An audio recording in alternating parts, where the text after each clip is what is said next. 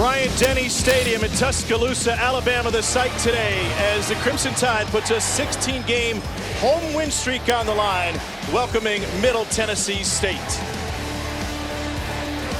It's a home opener for Alabama after an impressive win in week number 1. Welcome, everybody. Tom Hart alongside Heisman winner Andre Ware. Alabama's win against Wisconsin was one of the most impressive wins in week 1 of college football. And they look already like a team with national title hopes. Not a whole lot of teams can say that, especially given the question marks facing the Tide coming in. Yeah, a lot of questions, a lot of doubts about this football team coming into the season. The offensive line having to replace 3 starters on that side of the ball. Well, now they're an asset to the offensive unit. Could they replace T.J. Yeldon, one of their top rushers from a year ago? In steps Derrick Henry. Amari Cooper, how are they going to replace him? Well, it's been receiver by committee. And, oh, yeah, they got a pretty good defense to go along with it, limiting Wisconsin, one of the nation's best rushing teams last year, to just 40 yards on the ground. Been a simple blueprint for Nick Saban. Let the defense do the work and the ground game pound it out. But the biggest question around this team continues this day, quarterback. And what's the plan going forward? For more on that, let's go down to the field and say hello to Laura Rutledge. Well, Tom, Nick Saban tells us that Jake Coker will start this game, but they want to get Cooper Bateman in. And in pregame warm-ups, both quarterbacks took about the same amount of reps. Lane Kiffin saying he'd like to see playtime divided evenly between the two. And Saban said he's seen a change in Coker. He's more confident, more poised. He's got a little pep in his step. And they really are hoping to capitalize on that. Now, Kiffin wants to see if Coker can play fast. But remember, Coker's more of a pro-style quarterback. Bateman, on the other hand, they can run a little spread with him. All right, Laura, thanks. If they're looking for speed, they only have to look over to the other sideline. Middle Tennessee State last week ran 95 plays. A totally different test from this team than they got last week from Wisconsin. Yeah, totally different. In the box, smash mouth is what Wisconsin plays. That's what Alabama's best at. But Middle Tennessee State, they're going to open this up. They're going to spread you out, get matchups in the open field. 70 points put up against Jackson State last week. This will be a tough matchup for Alabama defensively against Middle Tennessee's spread offense. Yeah, it might set the stage for Bama, their opponent next week. Ole Miss. Alabama won the toss. They've elected to receive. Kenyon Drake and Ardarius Stewart back for Bama. Cannon Rooker will get us started. Alabama's won 16 straight at home. Best streak in the nation.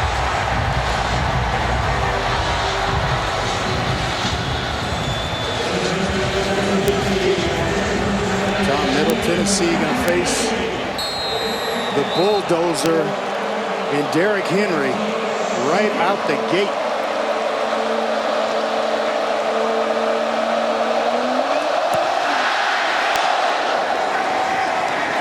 Kenyon Drake back from injury. Finds the sideline, sheds a man, and Drake gives Bama great field position. It was the kicker, Rooker, who shoved him out of bounds, a 40-yard kick return. A nice job of blocking. We'll see here the starting lineups for Alabama. O.J. Howard going to be featured in this offense most of the day, and I think the nation's best center. Well, we're going to talk a lot about this guy as Alabama's running game gets going in Ryan Kelly. He had a heck of a ball game against Wisconsin last week. Jake Coker leads the Alabama offense onto the field. Senior from Mobile got his first start last week against Wisconsin since the Alabama State playoffs in 2010. Derrick Henry is in the backfield. First play is play action. Looking for the tight end, covered there. Coker trying to redirect traffic, and in trouble, he dumps it off right at the feet of Derrick Henry. Trey Wofford brought pressure. Yeah, they wanted O.J. Howard right up the middle of the field.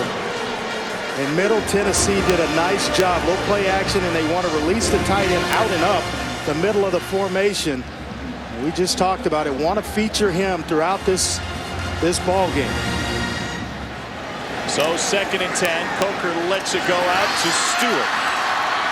Can't break through the second man. 4-yard gain as we take a look at the starters on defense for Middle Tennessee State. Yeah, Chris Hale, the defensive end, 6'4", 266, going to be asked to set the edge and not allow Alabama to get outside today. Nice matchup to watch with him against their tight ends. And in the back end, Kevin Byard.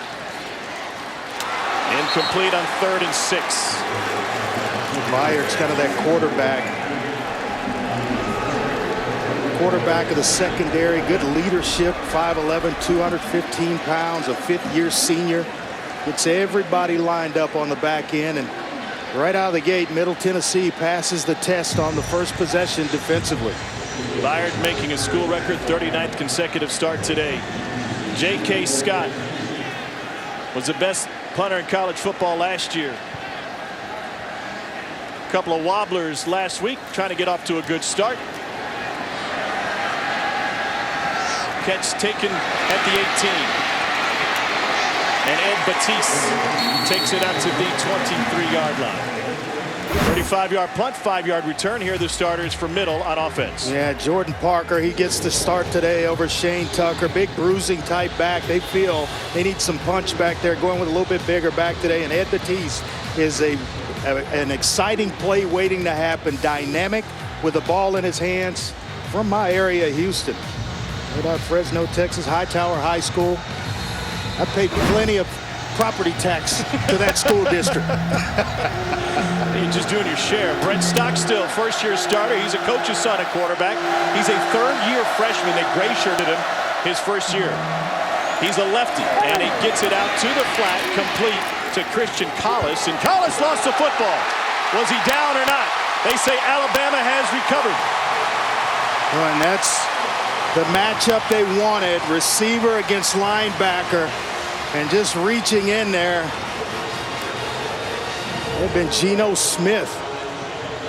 Out in the open field, they're out there fighting and scratching, and Smith is the guy that recovers the fumble. I think it's Humphrey, the redshirt freshman, with a heads-up play to rake it out of there. Marlon Humphrey, 2nd-year freshman from Hoover, has put Alabama in great position here. His dad was a pretty good football player, wasn't he? He won bad. 2nd all-time in rushing in school history. So back to offense for Alabama. Derrick Henry, the featured back. He is a power running back. Instead, they toss it on the sweep to Kenyon Drake. Drake can't find the edge. He stood up there and finally twisted and turned. And he goes down after a gain of 3.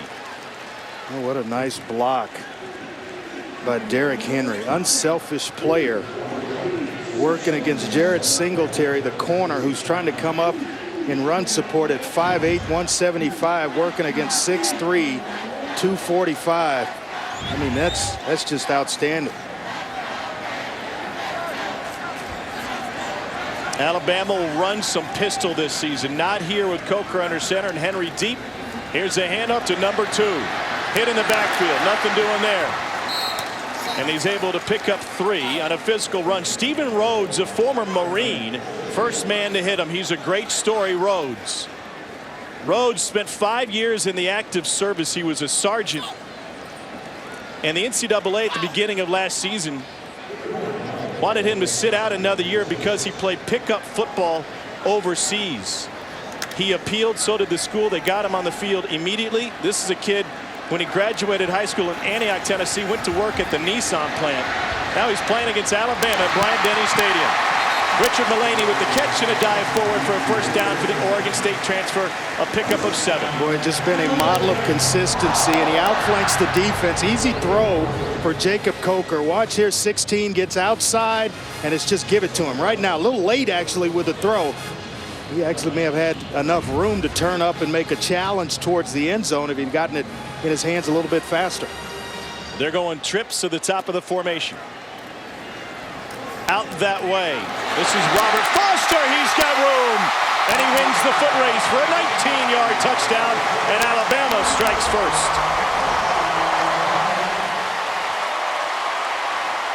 Boy, a bad angle by Singletary at the top. Watch here, the corner coming in. He goes inside the block. You can't give up outside leverage. It's actually Jeremy Cottrell, number 9 on the outside there. You've got to keep outside leverage. It's actually an easy catch and run for an athlete like Foster when you give up leverage. 4-play, 32-yard scoring drive set up by the strip and recovery, and the extra point is good. Alabama went 3 and out on the first possession.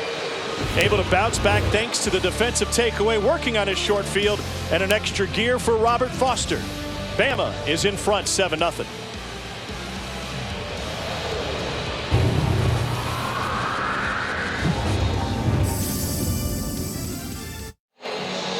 Second-ranked Alabama wasting no time after the fumble recovery, scoring on a short field to go up 7-0. Yeah, watch the top. Cottrell at the top, the corner, who has outside leverage. He should come up, keep the outside, and force everything back inside where he's got some help. Jacob Coker, he's going to come up. Watch Cottrell take the inside, and you see him right here. He's giving it up, and now it's an easy catch and run down the sideline for Robert Foster. Nobody out there to contain him.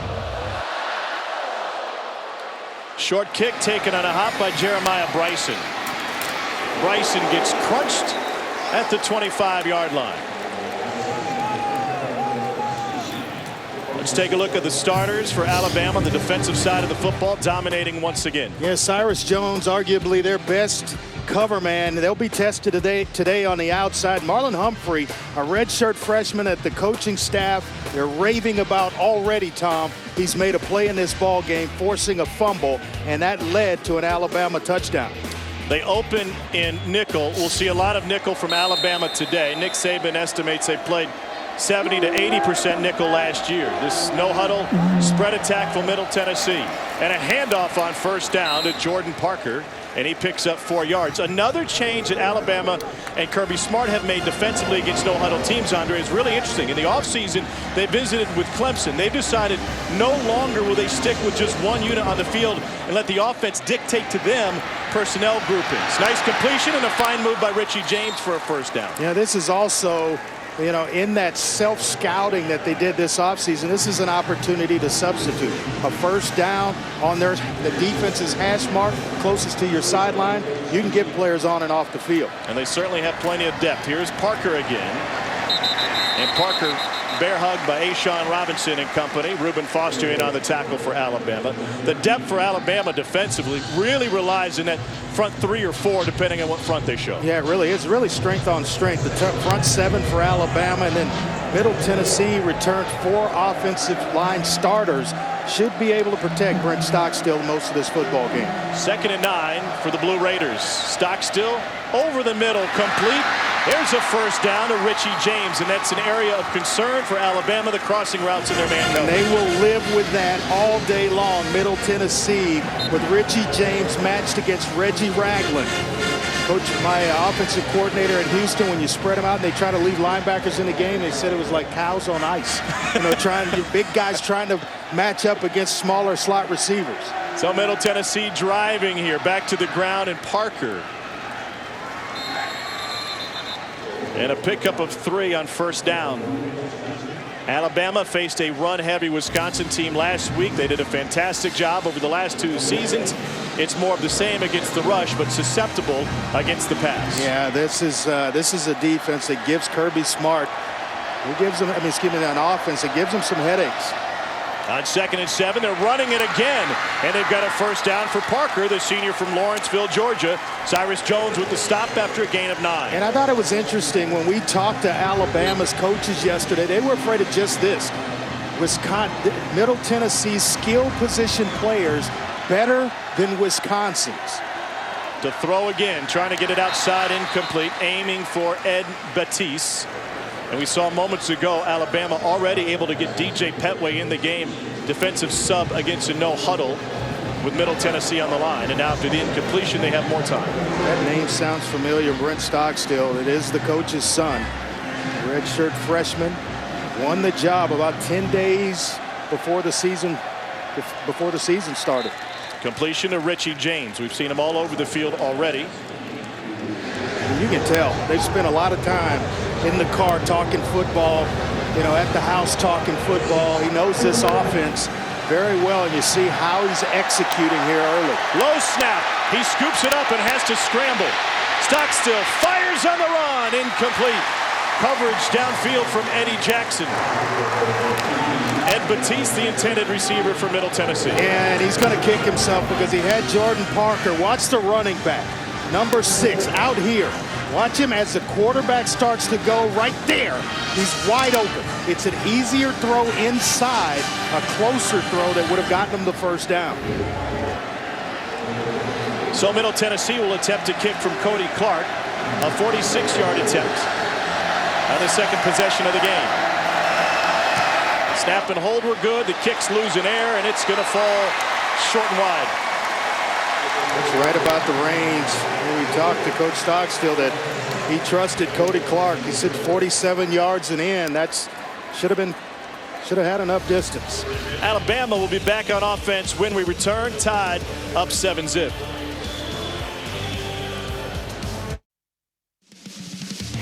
SEC Network Football is brought to you by Delta Faucet. See what Delta can do. Home opener at Bryant-Denny Stadium, and Alabama leads Middle Tennessee 7-0.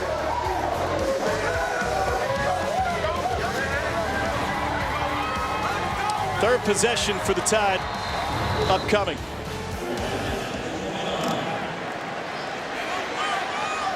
Jake Coker, the Florida State transfer, the senior quarterback.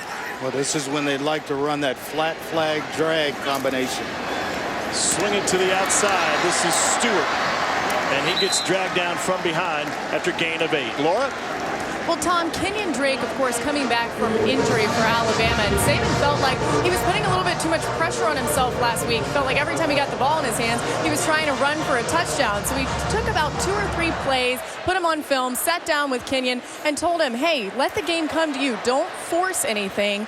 It's something that Kenyon is trying to work on this week. He feels better about it, feels a lot more comfortable. And guys, Saban telling us he really likes to be a visual teacher, especially with kids these days. Laura, thank you. And he reinforced it. He knew Kenyon Drake was healthy in the spring, though he was still in a no-contact jersey.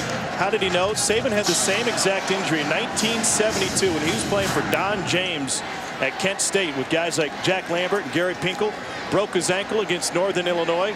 Returned for the Tangerine Bowl. Coker looking downfield. Checks to his tight end. This is O.J. Howard. And he's going to be something special. Boy, a nice job of working against zone coverage, finding a nice soft spot against Middle Tennessee's. More of like a Jimmy Graham, Tony Gonzalez type, big tight end. You see him right there, the right part of your screen. It's a nice job of showing the numbers to the quarterback. Play action, Coker fires it to his tight end again. Off of his hands with coverage all over him. It was Quay Watt who had the coverage, and T.T. Barber had a hit on Coker. T.T. Barber, he's the team's defensive leader. Hard-hitting, playmaking linebacker who a good pass rush specialist. When they decide to bring him as well off the edge, he can get to the quarterback. Had a sack in last week's game against Jackson State. Coker lets it go to the outside. Complete. Oh, Calvin Ridley. Excellent job of open field tackling by Cottrell. Made a mistake in Bama's second possession that cost him a touchdown, giving up outside leverage. But there, you're out there all alone and just hanging on against the receiver.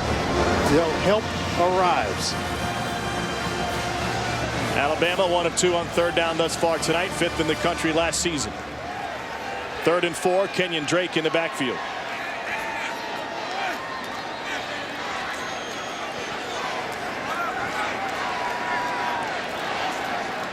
Coker with the check. Here's Drake. And he gets taken down behind the line of scrimmage. No gain. Well, it looked as though Middle Tennessee was in the huddle and knew the play. Watch everybody shift to this side where Kenyon Drake's going. They give T.T. Barber, he's the guy that gives the call. They shift, and it allows him to make the play from the outside. Nice job of defensive recognition by Middle Tennessee here. They keep the offense on the field. Alabama to go for it. Looking at a 4th and 5.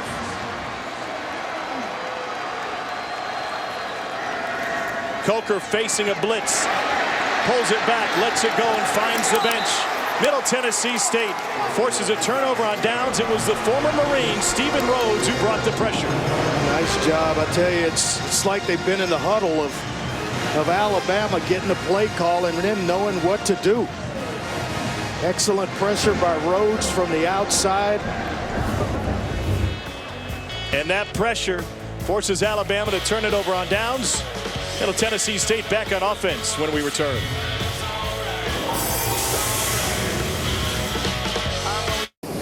Orinoke in studio with your SEC Right Now, brought to you by State Farm. What a first quarter for Ole Miss's Chad Kelly. This is his second touchdown pass to Quincy Attaboy-Joe. First quarter, he threw for 227 yards and 3 touchdowns, also ran for 1.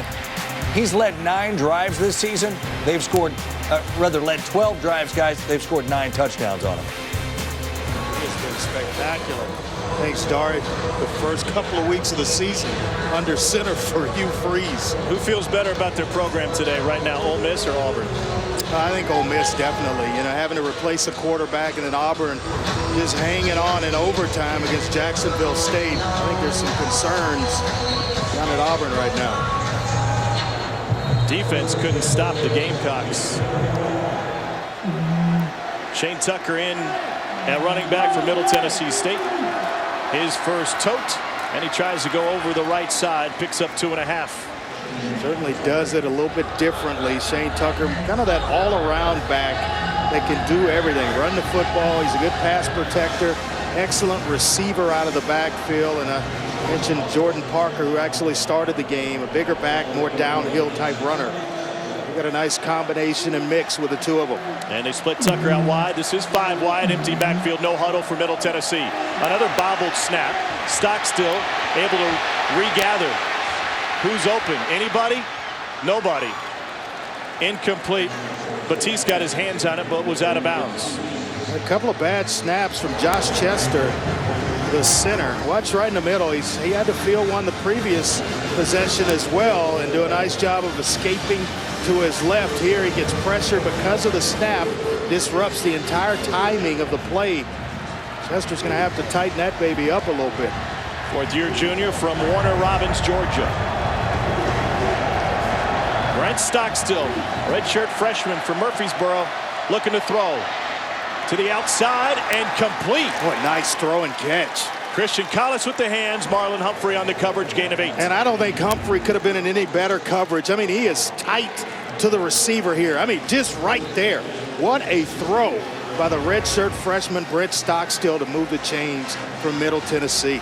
Now they're mixing it up a little bit. Shane Tucker next to his quarterback Stockstill. On a little counter, he's got it over the right side. He's got room, and he bounced off a couple of tied defenders to pick up the first down and fight for more.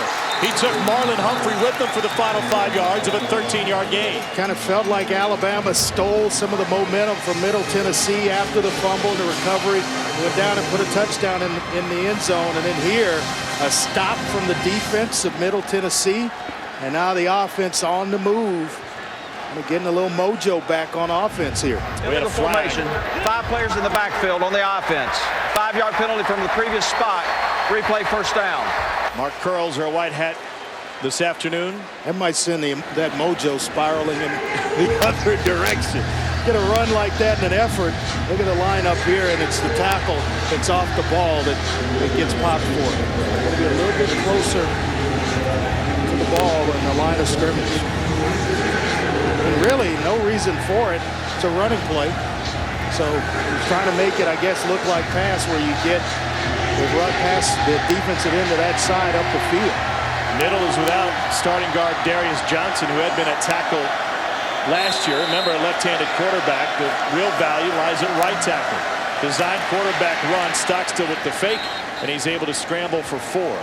One thing that Kirby Smart pointed out, he's a left-handed quarterback, but where most offenses go 70 to 80% right-handed or the favored hand of their quarterback, Middle Tennessee doesn't favor his left hand, which is a little bit different. Yeah, and you watch Alabama offensively, they run those bunch packages. A lot of it's going to Jacob Coker's right because he's a right-handed passer. He's more comfortable going that way, and it's just the opposite for Brent Stockstill.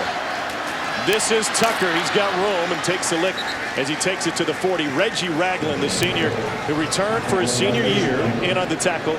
gain of 8. So spread out. This Middle Tennessee offensive line did a nice job. And now they're going with some tempo on 3rd down. Did they get it? Tucker with the carry. Ragland, the first man there. Needed 3. Probably got 2. I think it's just about half yard short.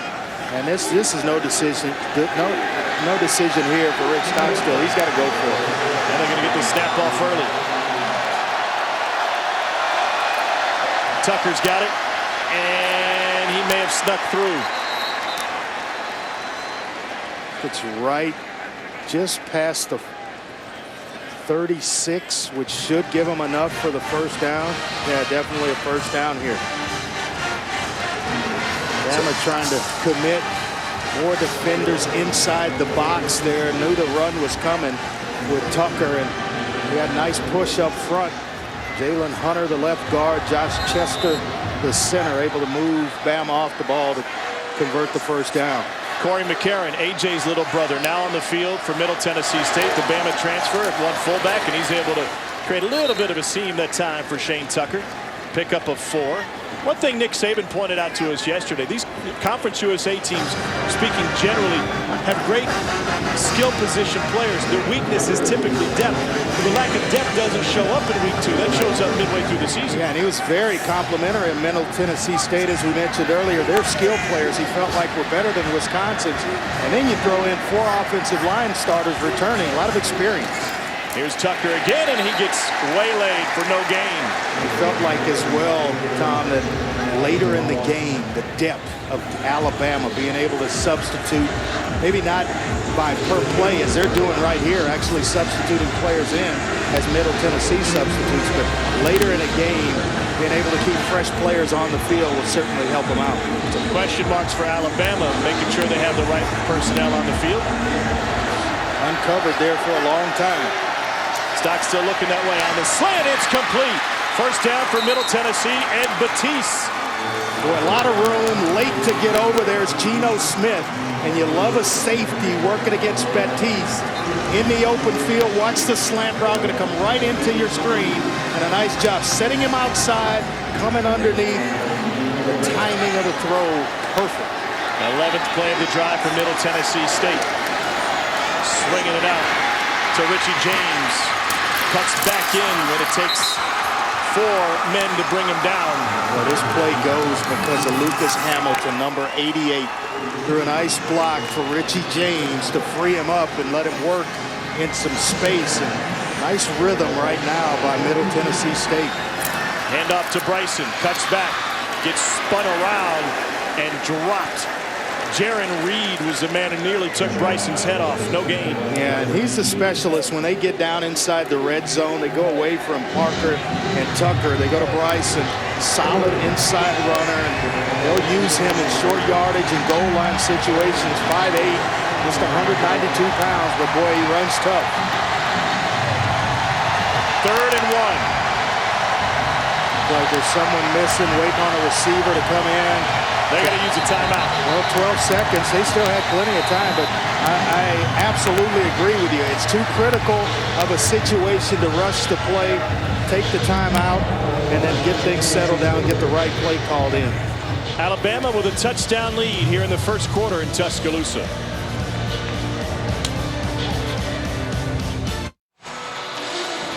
We got a good one tonight on the SEC ESPN Network as conference play gets underway. Kentucky faces off against South Carolina.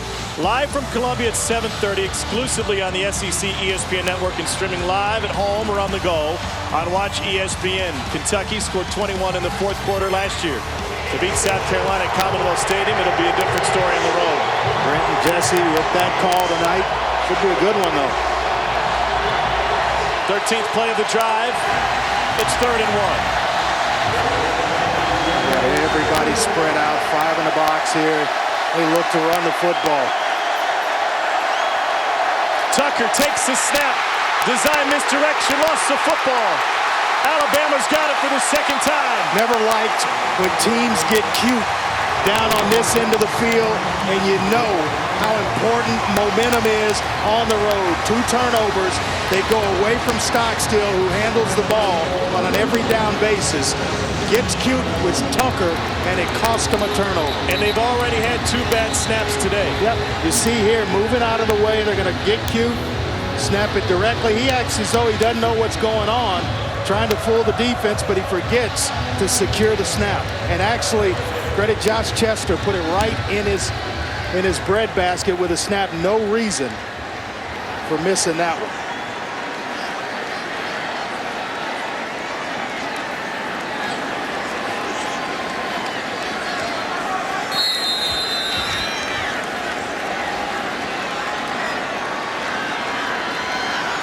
Jaron Reed had the recovery, and now we've got a flag before Alabama gets the playoff. Going to be a false start. They were coming with a corner False blitz. start, number 13, offense.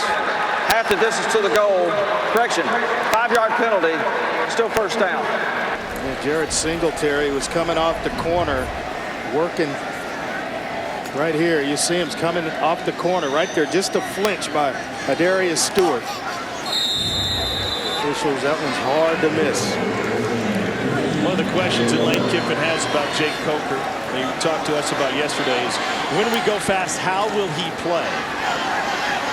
And this is an Alabama offense that does want to go fast. Coker hands to Henry. Henry gets backed up. Tremendous play up front by Chris Hale, fighting through his block. It's a loss of 4. Excellent job by Hale. They said he's going to have to fight the outside, keep outside leverage. Not only does he do it and turn Henry back inside, but he's part of the reason that Henry goes down. Just legs, there's enough of him to trip him up. Henry stumbles and then goes down, and Middle Tennessee could play downhill defensively now with 2nd and long. Alabama has 2 rush yards today. Coker flushed. Gets tripped up just past the 10 as he rushes for 5. What a nice job by Jacob Coker. Dominic Jackson, the right tackle, gets beaten, and Coker, athletic quarterback. I think you kind of underrate him in terms of his mobility and his athletic ability. You see him here, that's enough. You don't have to run 4-4 to play that position, just enough to get away from would-be tacklers. And nice job there giving himself a little room to breathe. That Coker scramble is the longest run of the first quarter for Alabama. Looking deep. Flag on the play, incomplete, just a hair behind his intended receiver, Stewart. Maybe a hold here, but there was a collision on a blitzing linebacker. Number 74 offense. Penalties decline. 4th down. A blitzing linebacker, and Derrick Henry picked him number up. 76 offense. And I heard the stalemate way up here in the press box. Derrick Henry told us yesterday, when it comes to pass pro, I'm going to hurt you. There he is right there. Watch it. They're right there. I mean, that is picking up. And that's a pretty good football player. Trey Walford just got stoned by Derrick Henry. Amazing. 2nd 3 and out for Alabama. Bryson back to return this punt from J.K. Scott, who stands in his end zone.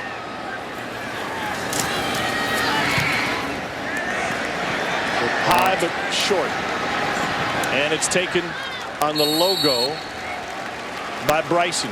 1:14 to go in the first quarter. Alabama has the game's only touchdown so far today.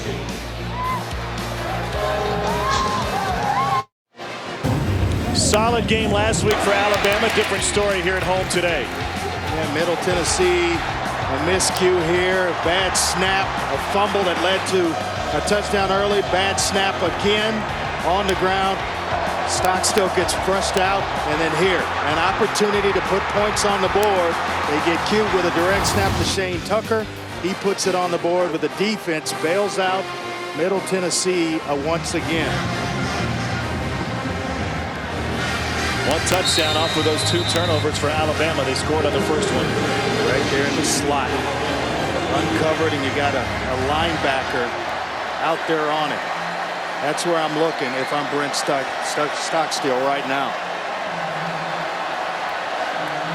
Stockstill fakes, takes off straight up the gut, and he scrambles for a gain of 9. And it's just as good because you freeze Reggie Ragland, who's got inside position at linebacker on any running play. He takes one false step outside, and that loosens things up.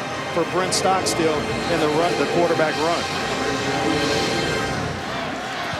But once again, late getting out on the slot at the top. Out to Richie James, got a key block there, dances for the first down, and forced out of bounds by the freshman Marlon Humphrey, a gain of 4. Nice job there, Richie James. Converting there, moving the chains. They've moved the ball against Alabama's defense, and they've played pretty good defense of their own. They have to take care of the football. It's turnovers that have been the difference. And they've missed a field goal. Here's Jordan Parker to the outside. Geno Matias-Smith, the senior for Atlanta, with the stop, but pickup of 5. Well, you turn the film on, and you just see a bunch of guys that can make plays offensively for Middle Tennessee. Parker being one of them, Matisse being the other, Richie James. They spread the love around. Stockstill hands it off to Parker. Maybe a yard. Dalvin Thompson with the stop. He's going to very interesting first quarter. Middle Tennessee with a pair of turnovers and a missed field goal. Alabama back at home. Their win streak on the line. And the Tide trying to prove they belong among the nation's elite. Only have a touchdown lead.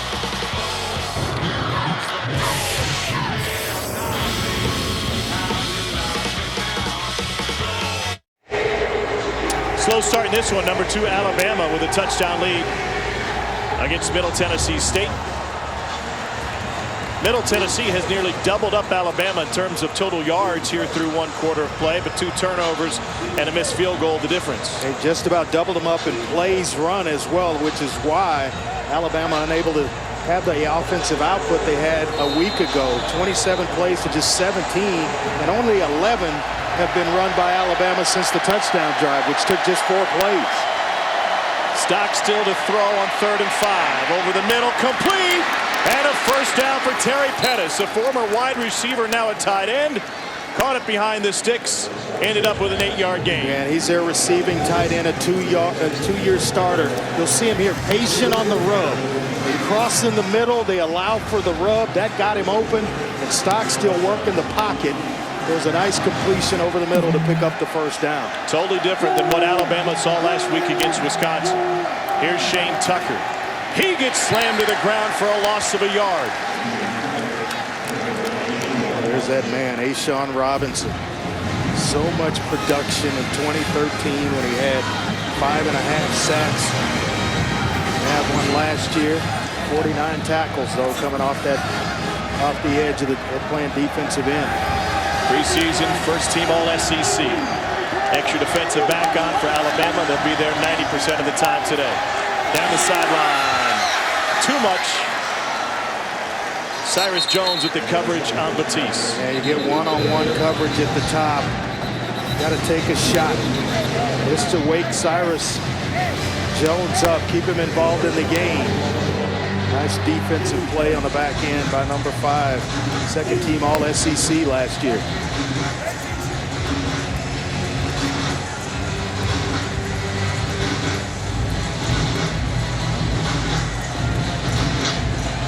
Cyrus feeling it a little bit.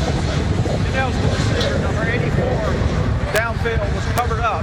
The penalties declined. It's 3rd down. Doesn't cost him a ton, but another formation penalty on Middle Tennessee State. It's basically just the incomplete pass. You take the result of the play. And it's Pettis who had the big catch on the crossing route, which you mentioned earlier. Lane Kiffin, or excuse me, Kirby Smart talked about. This is what Middle Tennessee loves to do, cross in the middle of the field, and they find ways to get receivers open. Especially since Alabama's a man-to-man defensive team. Uncovered slot again. 4-man rush over the middle. Caught! Down to the 1-yard line. Richie James in Middle Tennessee State knocking on the door. And Richie James uncovered in the slot. Comes wide open in the weakness of the defense. They go cover 2 zone and try to run a defender underneath. James made a heck of a catch in the middle. Tucker in the backfield after that gain of 21. Tucker bowled over behind the line of scrimmage. He goes backwards. Denzel Duvall, the first man there. Yeah, this watch here for the same type of play action, whether it's an option to give it to Parker underneath, Tucker underneath, or boot Stockstill out with an option to pass out to the right side. Actually change personnel so they may go away from it, but that option was certainly there for Middle Tennessee State, and they love to do it. 10th play of the drive, 2nd and goal. Stockstill rolls left, stops, and backing up, throws it incomplete. Boy, great play by Geno Smith. There's no foul for intentional grounding. Number 1 was in the area.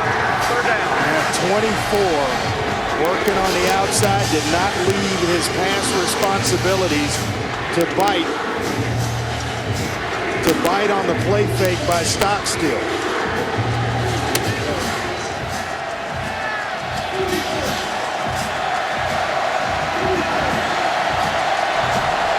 Third and goal, 11th play of the drive.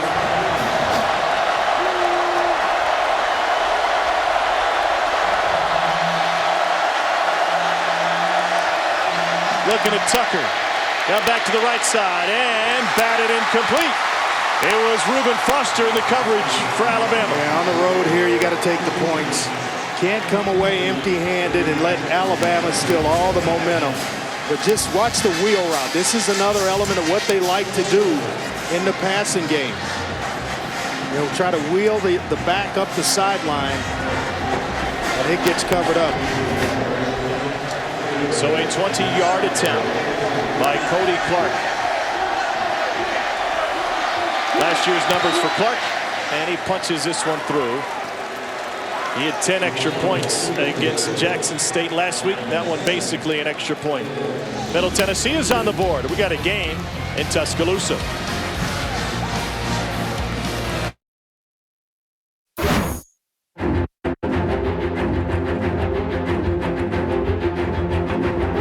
Takes the handoff. He's got the first down, breaks free at the 30, 10, 5, Henry, touchdown Alabama. A 37-yard run for Henry on a 4th down and 1. Counter play to Henry running left at the 50, breaks a tackle, off to the races, they're not going to catch him. Derrick Henry, touchdown Alabama. Henry running left, cuts back right across the goal line, touchdown Alabama, his 3rd rushing touchdown of the night. Last week, Derrick Henry was a truck rushing through feathers. So far tonight, they haven't been able to get the running game going through their first 4 possessions. He only has 3 carries for 3 yards. Felt as a player that it was easier to run the football against 3-4 defenses. That's what he faced last week. Middle Tennessee poses a different problem with a 4-3 front. A couple of yards deep into the end zone. And out past the 20. The 24 is Kenyon Drake. Bama's drives, 3 plays. He had to punt it away. He had the turnover, so the momentum off that turnover led to a 4-play touchdown pass to Foster. With 7 plays, had to give it away on downs, and then a punt, 3 plays, 3 and out, their last possession. So struggling a little bit to get things going offensively. Derrick Henry over his last 3 games is averaging 8 yards a carry and a total of 6 touchdowns. And they want to go fast, but in order to go fast, you have to have success and not go 3 and out.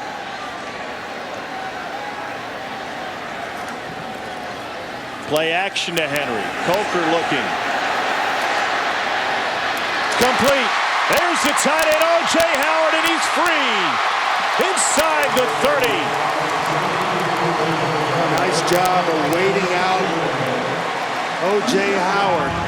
Watch him cross. From right here, now he's going to work himself into this area. Watch right here. It vacates with the safety fired. Turn in the run with the receiver deep. It gives Howard a nice area in which to work.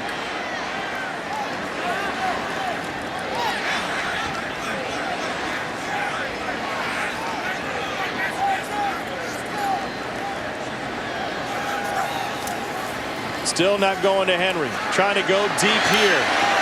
Overthrown and incomplete. Talk about getting away with it. Cottrell was closer on that one than the receiver Stewart. It's like Coker was throwing to Cottrell.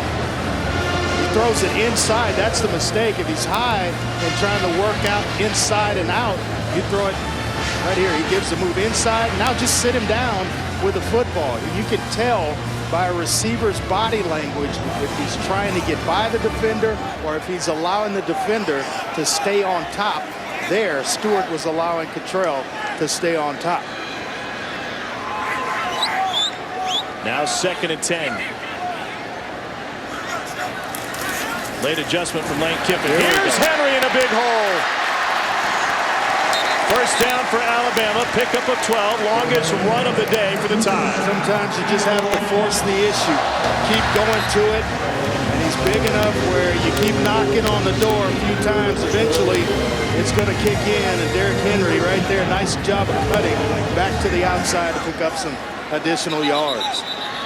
That was the 20th play of the day for the Alabama offense. Only the 4th carry for Henry. He last week carried the ball 13 times.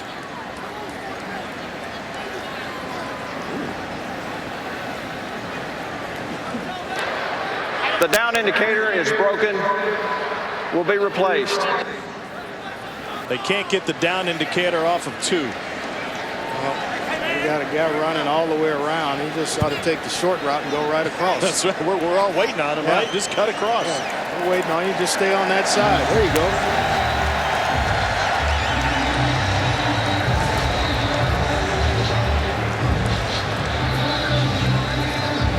He's all set, back in place.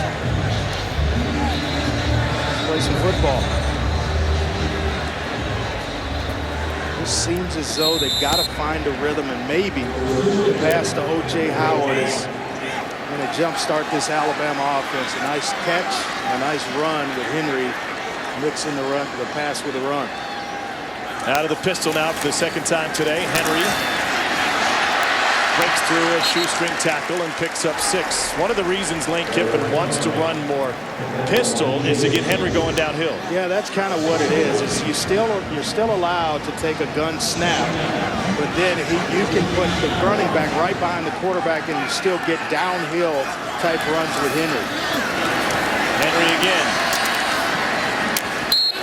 You got to credit Middle Tennessee, Tom. They've done a nice job of kind of forcing Henry to redirect himself, not allowing, maybe once or twice in this ball game is he able to get downhill in a hurry and get his power going. You take away that power when you have him go laterally. 3rd and short. Derrick Henry cut down at the line of scrimmage. Not sure if he got it. Cavelis Luckett, the senior from McCall, Mississippi, first man to take him down. Nice job in run defense, even with this drive that Alabama's put together. They're in there fighting in the trenches and making it. It's a fair fight right now. They're going to bring out the sticks to measure. So impressive with the Alabama offensive line in the run game last week. How come they haven't been able to find their rhythm today? Well, it's what we discussed. Against the 3-4 defense, it's a little bit easier. Better blocking angles. You've got a center like Ryan Kelly that I've watched Pro Bowlers not execute the way he has in terms of challenging a nose tackle and working to the 2nd level of the defense. It's tougher to run against them when it's a 4-3 front, which Middle Tennessee presents. And they've done a nice job of getting penetration and reestablishing the line of scrimmage about a yard into Alabama's backfield. Steady diet of Derrick Henry now on this drive. 4 carries for 22 yards. Pryor, only 3 carries for 3 yards. It's Howard here on a flat route. Coker looking that way. Goes to the end zone into coverage. And it is broken up by Ardarius Stewart. He turned himself into a defensive back. Cottrell and Byard were both there. Byard almost had it on the deflection, but it was just about in the chest of Cottrell, and I think Luckett may have gotten a hand on this ball. Actually, the pressure by Luckett. But right here, it hits Cottrell, who's had his hands on a couple of them. And that one right to him. 8th play of the drive for Alabama. On 2nd and 10, Coker out to Stewart. He gets flipped at the line of scrimmage. Jeremy Cottrell, who originally committed to LSU, went the junior college route, ended up at Middle Tennessee State, and the Louisiana native with a big play. Yeah, Lane just trying to get Jake Coker an easy throw, trying to get some rhythm established back in his game. You can tell with Jacob Coker, by his body language whether he's confident or not. And there's an air about him when he's playing well, but the flip side of it is you can see it when he's struggling.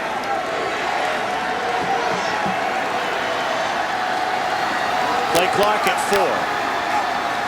Pressure coming. Coker incomplete. Flag on the play. Trying to find Mullaney on the slant. Jared Singletary in coverage. A little bit early. Coker identified it, wanted to go to the slant right away, and got there. Singletary gets there a little bit early. You see him here. He identifies. There's the slant inside. Pass interference, number 4 defense. The penalty is a first down at the spot of the foul. In slow motion, the timing looked pretty good. It was one of those that would have been, if you're a Middle Tennessee State fan, you're thinking, no, this isn't pass interference. It's a well-played, he doesn't really get a left hand on him. If you're Alabama, you're screaming that it's pass interference. I didn't think so. So a fresh set of downs. First and goal, Derrick Henry dancing. Then it gets Submarine still able to get forward for 3. Cavellis Luckett with the tackle. Luckett, 6'2", 240. He's played big. Led the team last week with 6 tackles. He's got solid range. Henry is in. 3 touchdowns last week. His first today on a 2-yard plunge. There's that offensive line working that we talked about at the top. Blocked by Taylor up front. Watch here, they get the push. A nice down block. Makes it easy for Derrick Henry to get into the end zone. Adam Griffith for the extra point.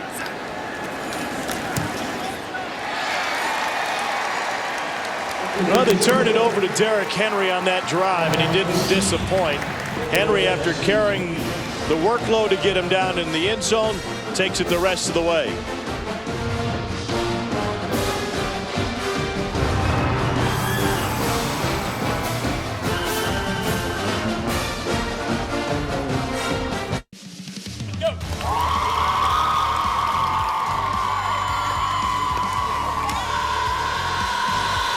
Special thanks to the ladies of Alpha Chi Omega for showing their school spirit. Home opener here in Tuscaloosa. Well represented. A lot of them with school spirit.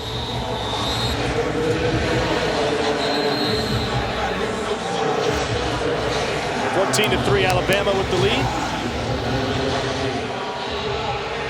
Thanks to Derrick Henry.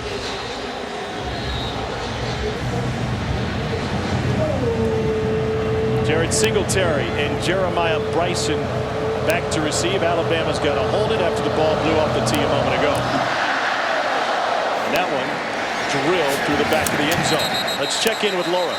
Well, Tom, Kirby Smart told us that Minkah Fitzpatrick, the freshman DB, would have to have a good game for them to do well. He's been spending a lot of time with Fitzpatrick one-on-one, teaching, explaining, trying to give him a little bit of anticipation for what's coming up next. And he's also telling this entire defense, guys, let's play big boy football. Let's use our size and physicality. Don't try to keep up with their speed. Yeah, he's played down inside in the slot, their star position. That's when you have that spot, you're working against Richie James, who's a slot receiver. It's tough on a lot of stress on a true freshman in a game like this.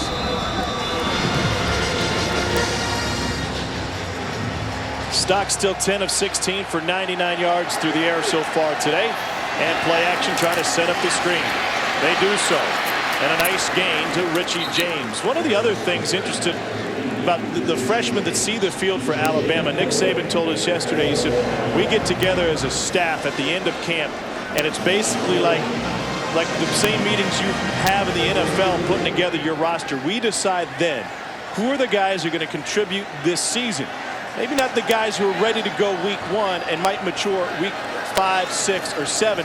We want to make sure we got the best team on the field for later in the year. And that means playing freshmen that may not be as ready as an upperclassman, but to show the most promise, and you're going to develop. And the assistants, the coordinators will fight him on it a little bit because they want the best players, the players they feel like they can depend on rather than an inexperienced freshman. But he feels like it's part of the development of the player as well. It can help out 5 to 6 weeks, as you mentioned, down the road when injuries or guys just start to get tired. Fitzpatrick just got here, arrived in June, trying to go to the flat. Catch made by Jordan Parker on the run, and Cyrus Jones in on the tackle. Nice catch there by Parker, knowing that he was going to take a shot. Cyrus Jones led him out in front. Jones had a running start, but still able to hold on to the football. 2nd and 8.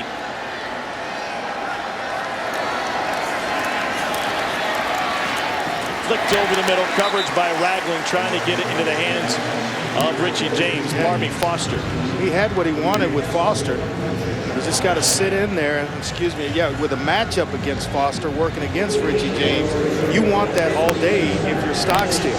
6'1", 240, working against a smaller slot receiver in space. They're going to stay base personnel. You want the matchup. 3rd and 8. A bullet to the outside. Nice diving catch. grab right at the marker by Ed Batiste. Batiste is a playmaker. Junior college All-American at Kilgore Junior College. You see him right here. Nice job with the hands. This is a nice audition for him and a test.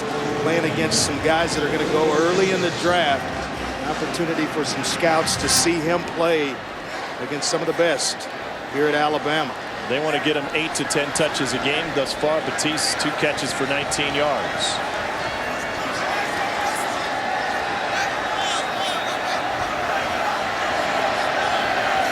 Play clock at 4. They get it off and hand it off. Jordan Parker with a pickup of 2. Nice job of softening up the outside. You saw the big pass out to Batiste. Richie James involved as well, and they get you spread out, and they come right underneath the handoff to Parker. Just to keep you honest in the run game, they want to throw it, so they want to keep you inside, suck you down inside, and then work the edges with those receivers.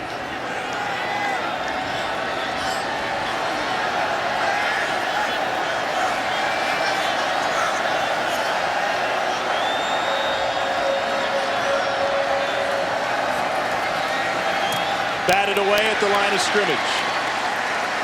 Well, he had Batiste on an underneath route that if he caught it, there was space. It looked like big Darren Lake with a hand on it to knock it away.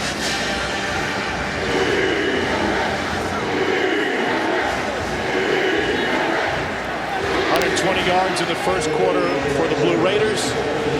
Trying to add to their total here in the second. Stockstill. Long throw, deep. Hung it up, and it's picked off by Cyrus Jones. Trying to find Batiste. And Alabama with another takeaway. Third of the day. Long throw, Tom, from the far right hash all the way back across the field to Batiste. And you let it stay in the air a little bit too long for Cyrus Jones, Alabama's best cover man.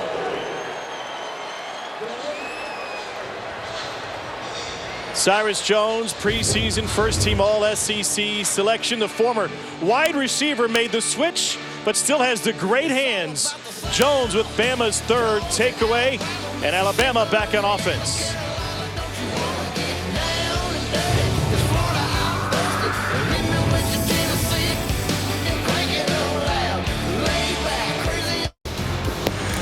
All right, gang, thanks. The FCS, by the way, now 1-101 against the Associated Press top 10. That was a game of interest here in the Bryant-Denny press box. Watching overtime with Auburn trying to survive. Crimson observers. What was going on at Auburn today, and trust me, they weren't rooting for Auburn. After the interception, 6:18 to go in the half. Still Jake Coker at quarterback. And a little toss sweep to Kenyon Drake. That'll be a pass in the book for Coker, and Drake has the sideline. Here he goes, beating a block. He's got a convoy with him. Kenyon Drake dragged down from behind at the 1. 68-yard catch and run for Drake. Well, he didn't see the defender that brought him down from behind as he was trying to set up the block of Stewart, number 13, out in front right here. Stewart does a nice job of holding off a defender for quite some time, and it allowed Kevin Byard to catch Kenyon Drake. And now Henry again. Derrick Henry with his second score.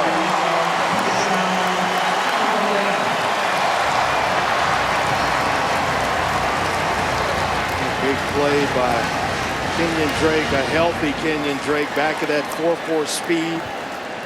Back to the player he was when he was a Georgia Gatorade Player of the Year out of high school. And then here's Drake.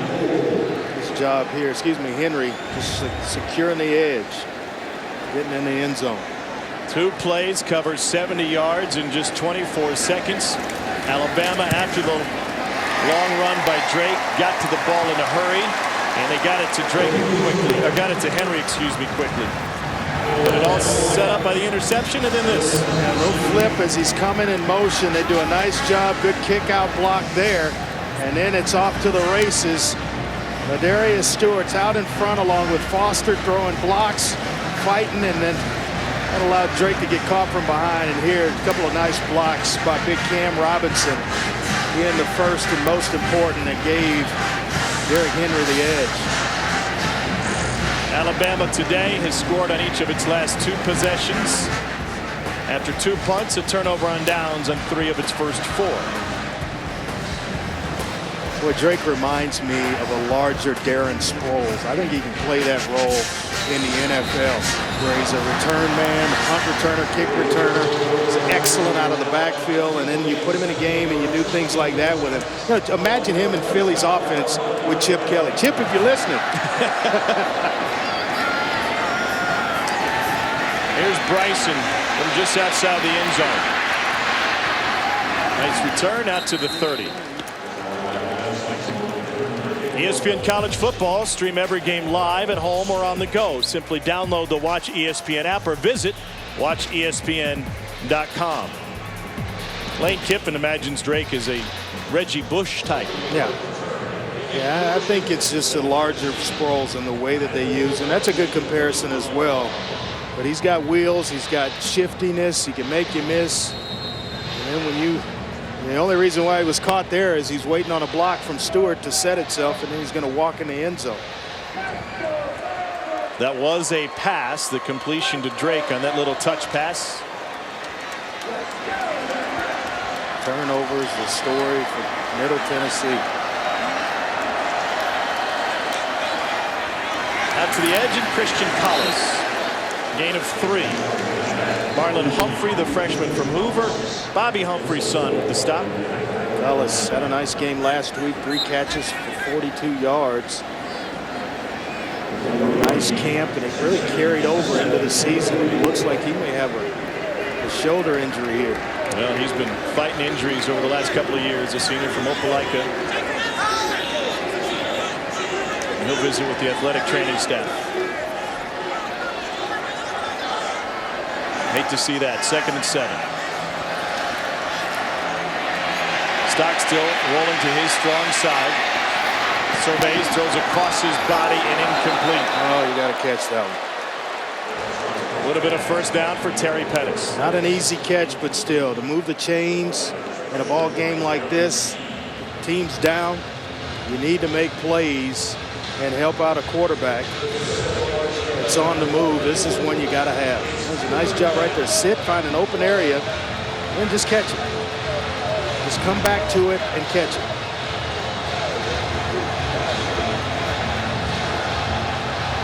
Third down. A man across the board. You may get a blitzer here off the edge. They bring 2 extra men.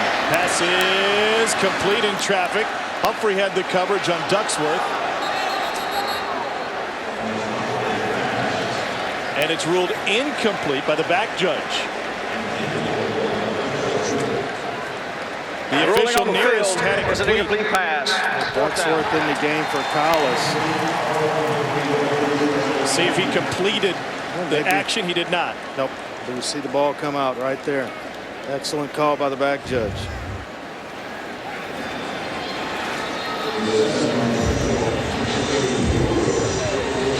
Cyrus Jones back to receive this punt. It's the first punt of the day for Trevor Owens in Middle Tennessee State. Owens had 2 punts, averaged 26 yards a punt last week against Jackson State.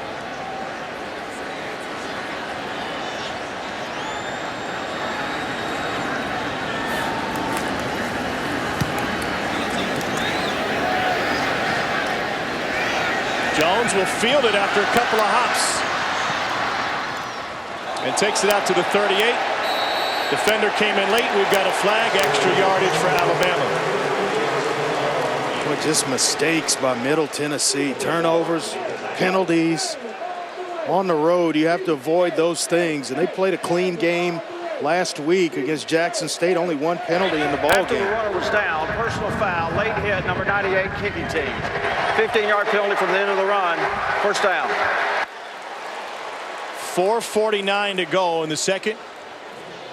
Darius Bennett with the late hit after the late return for Cyrus Jones after a 36-yard punt.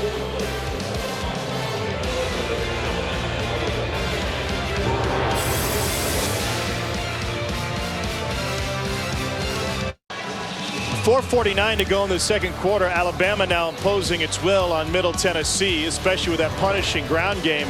A man we haven't seen on the field thus far for Alabama is Cooper Bateman, the sophomore from just outside of Salt Lake City. He saw time in the second half last week.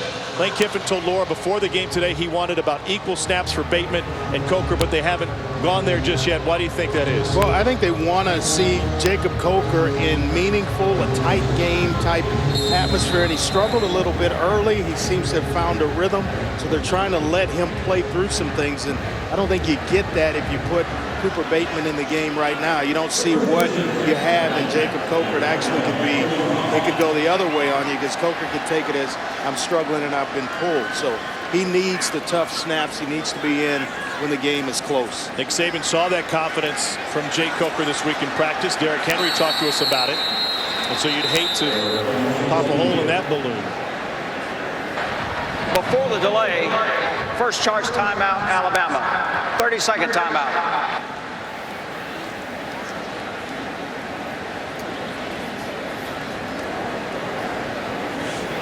4:49 remaining. Got a decent first half. Jacob Coker, 10 of 17. As we saw there earlier, it's 170 yards and a touchdown. It's just, as a coach, you're going to nitpick at things that were there that maybe got away. I thought as well the offensive line may have contributed to some of those struggles. He went 5 years between starts. Remember, he lost the starting competition to Jameis Winston while he was at Florida State, transferred, lost the competition to Blake Sims, who ended up being the most prolific passer in Alabama history. And last week, his first career start against Wisconsin was the first time he took the opening snap since the 5A playoffs in 2010 here in the state of Alabama. A senior from Mobile.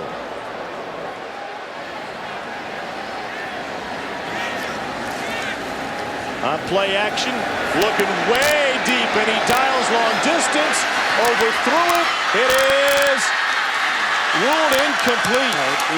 Byard came up with it, intercepted by Middle Tennessee State. That is another pick for Byard, his 16th career interception. They show the play fake, and they want to go down the field. And when you turn the film on, he had a couple of these last week against Wisconsin where they were underthrown. This one, you got double coverage on the back end. Check it down. Stewart's not there. He's well covered. And that's just a heck of an athletic play by Byard. Byard had 6 picks last year. You see him here with the number of the other defender back there. Xavier Walker. Yeah, Walker's on the back end, and he just fights and takes the ball away from Walker, who actually was in a little bit better position. He is a ball hawk. As you mentioned, 6 picks a year ago. 16 now for his career, the most among active players in the FBS. Shane Tucker is the running back. Corey McCarron is next to him from the end zone.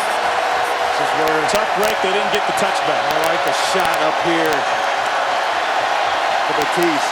Stockstill looks back to his right. We've got multiple flags.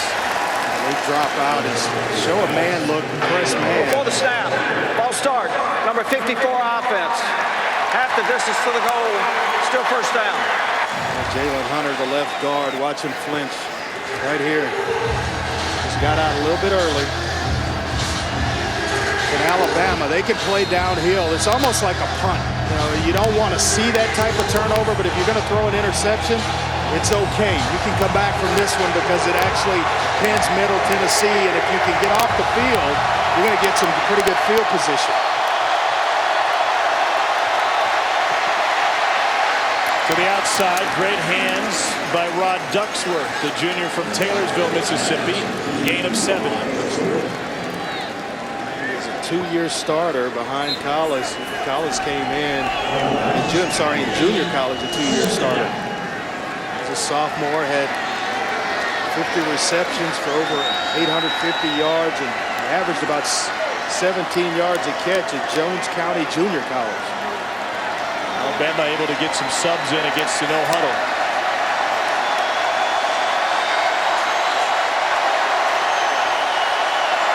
Second down 3. Handoff. Tucker. Flag on the play.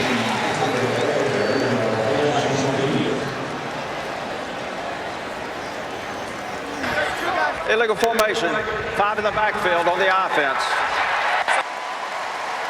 That's the second. One of them was declined by Alabama. So the third time Middle Tennessee State has had a formation penalty.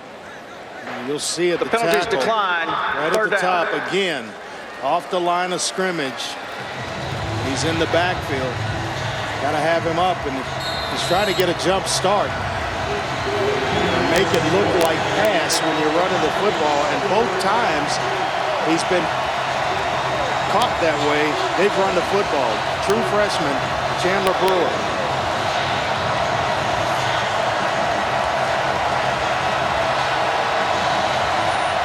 Play clock at 3 on 3rd and 3. Now at 1. Timeout, Middle Tennessee State. Second charge timeout, Middle Tennessee. 30-second timeout.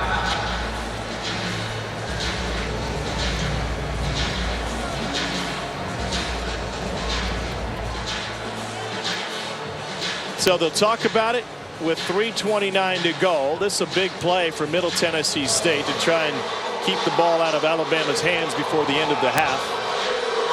Tide would have a short field once again. They scored on a short field in the first quarter. And now Bateman starting to get loose.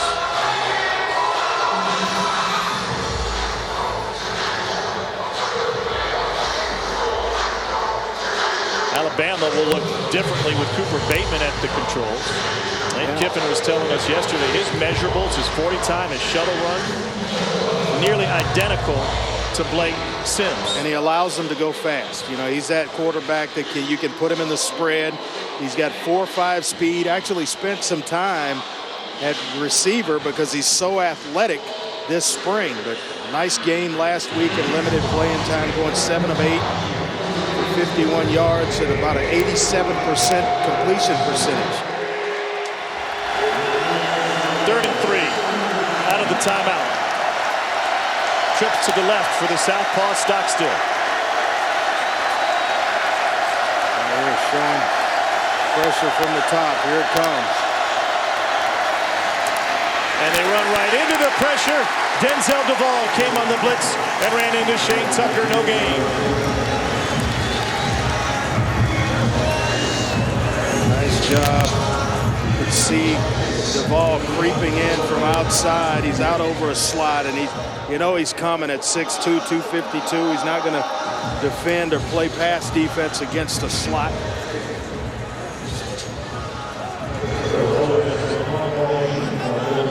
Second punt for Trevor Owens. Cyrus Jones stands at Middle's 45. Alabama should have great field position. They come after it. Alabama blocks it out of the back of the end zone. Ronnie Harrison with the block, and it's a safety for the tie. Well, it just took forever, and there's got to be a sense of urgency when you're backed up and it's not the adequate distance to punt it out of there. You've got to rush this thing. He's taking way too long, and it allows Ronnie Harrison an opportunity to get a hand on it. Nice job of taking it right off the punter's foot and not going into him. Well, that's excellent work right there. That was very nearly 6 for Michael Nicewander. The freshman Ronnie Harrison with congratulations on the Alabama sideline. And now put your helmet on, get back out there. Can't celebrate too long. You got to go cover a kick. Let's go.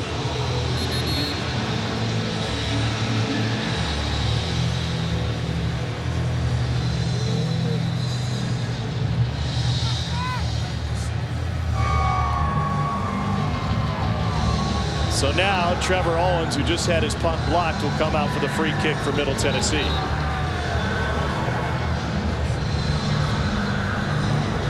Last year he was playing high school ball. That was the first block punt for Alabama since September of 13 against Colorado State. Yeah, that's a reinforced message to your punter when you're backed up that close to your own end zone. Hey, we got to get this. You can't take your time. You know, it's maybe a one step and let it rip. You can't allow yourself to get into your full stroke. You got to get that out as quickly as possible, and he takes way too much time. Mullaney and Jones back to receive what will be a punt on the free kick from Trevor Owens.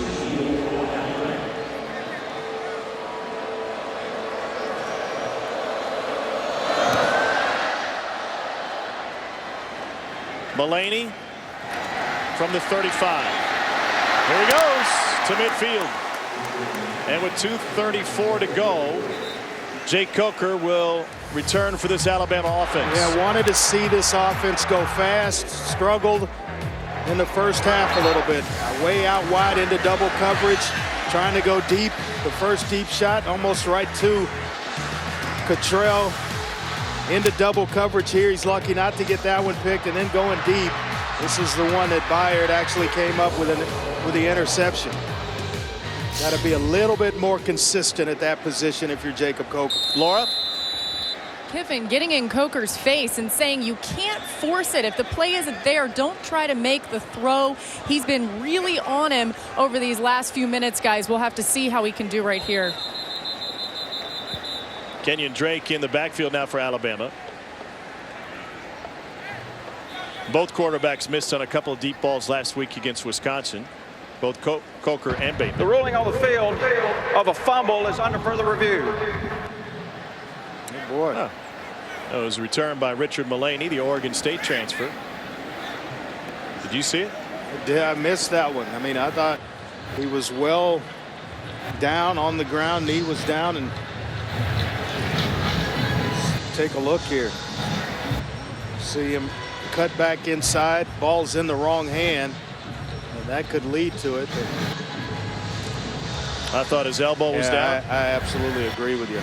There's a knee first and foremost, and then the elbow, and then the ball comes out after he's hit. So Alabama's going to maintain possession here.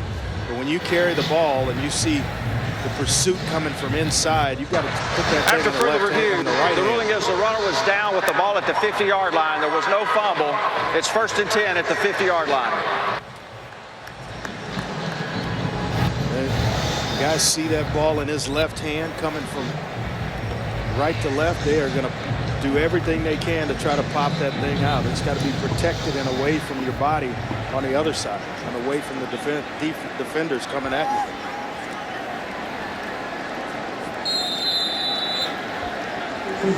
Jacob Coker can get himself going. Good guy with a lively arm. They want to go fast. It's on his shoulders.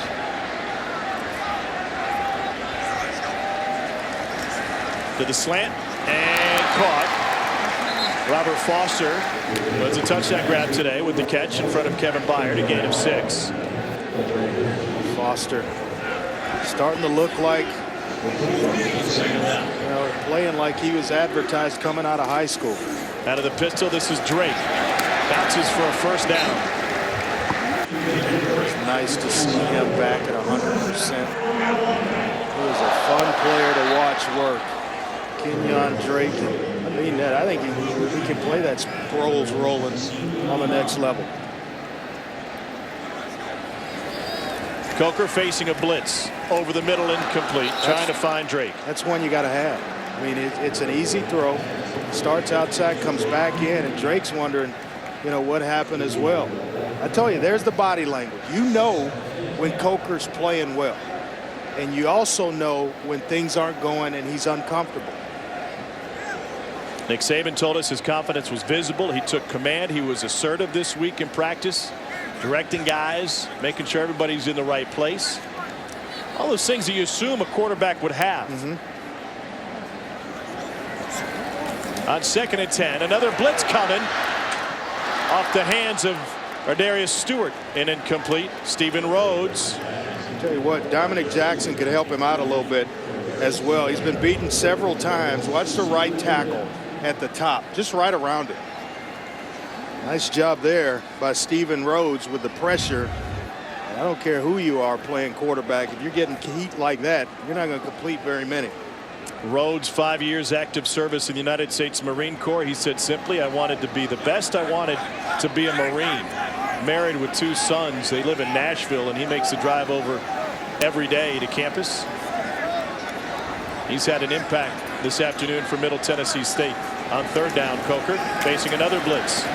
Complete to his tight end, O.J. Howard, but shy of the 1st down. Well timed by Coker there. Nice throw, sitting in there, and then delivering the football. Waited on the break, put it right outside where it needed to be for O.J. Howard. Oh, is he physically gifted or what? Good looking tight end at 6'6", 242. Can run, nice edge blocker, and good soft hands to catch it. Nick Saban will wait, milk the clock before taking a timeout here, facing a 4th and 4. And chatting on the field with his offensive coordinator. And they'll stop it with 1:02 to go in the half. Second charge timeout, Alabama. Sunday, SEC Rewind flashes back to the 2013 Missouri versus Georgia game in a top 25 matchup. An upset was looming. Sunday at 10 on SEC ESPN Network and streaming live at home or on the go on Watch ESPN. In that game, Missouri's quarterback James Franklin was injured. Matty Mock took over, led Missouri to 2 late touchdowns. And the Tigers' road win at Georgia. It was Missouri's first road win against a top 10 team since 1981. And it was a coming out party for the Tigers, first of 2 SEC East championships. SEC is loaded in the rankings today, matching a record held by 2 other conferences. With 10 teams in the top 25. I'm not sure that Auburn's going to remain at 6 even with a win today against Jacksonville State. They are not playing like the number 6 rated team in the country. Well, the 2 other teams that had such a percentage of their teams ranked in the top 25, neither one had more than 1 in the top 10. On the slant, that's complete for a first down to Robert Foster. Big there because you don't want to give Middle Tennessee the ball back. That's a pressure situation, and you like to see your quarterback come through at that point in time in the game. So Coker rolls now and delivers complete, and a crunching hit by Jamie Cottrell on Darius Stewart. We got a flag on the play. Hey, let's go back just a second, Andre. Why milk the clock and take that timeout if you're going to throw it then on 4th down? Well, part of it's the chess matches where you're lulling them to sleep thinking we're going to maybe punt the football. Maybe they change personnel and you catch them in a personnel change. But you want to make sure if you're going to go for it on 4th down, you have the play that you want called correctly. On the defense, 12 players on the field. That's 5-yard penalty from the previous spot. Replay first down. It's been amazing for Middle Tennessee. Rick Stockstill's usually, his bunch usually coached up a little bit better. They've made a tremendous amount of mistakes here in the first half of this ball game. He's an interesting story that we'll get into here a little bit later.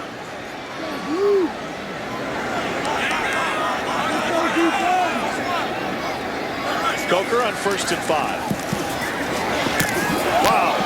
Cottrell nearly stole that one. And I think we're going to have a holding penalty against Dominic Jackson working against our Marine, Holding, Stephen Rhodes. number 76 offense. 10-yard penalty from the previous spot. Replay first down. Where Rhodes has just dropped anchor on that left side. The offense is right. And he's feeling pretty good about the matchup against Jackson. That's a second holding call on Alabama's right tackle. 6'3", 248, and he looks like he's shot out of a cannon working along that right side of Bama's offense. Here we go again at the top. An air traffic controller in the Marines. And he almost got to Coker there. Coker on the run, flicks it to the sideline. No foul for intentional grounding. The quarterback was outside the pocket. Excellent decision by Coker because it takes you out of field goal range if you take a sack here. Boy, nice job there by Jackson of getting Rhodes on the ground. Initially, I thought he was beaten again. He's diverted a few flights today. No doubt about it. 2nd and 15.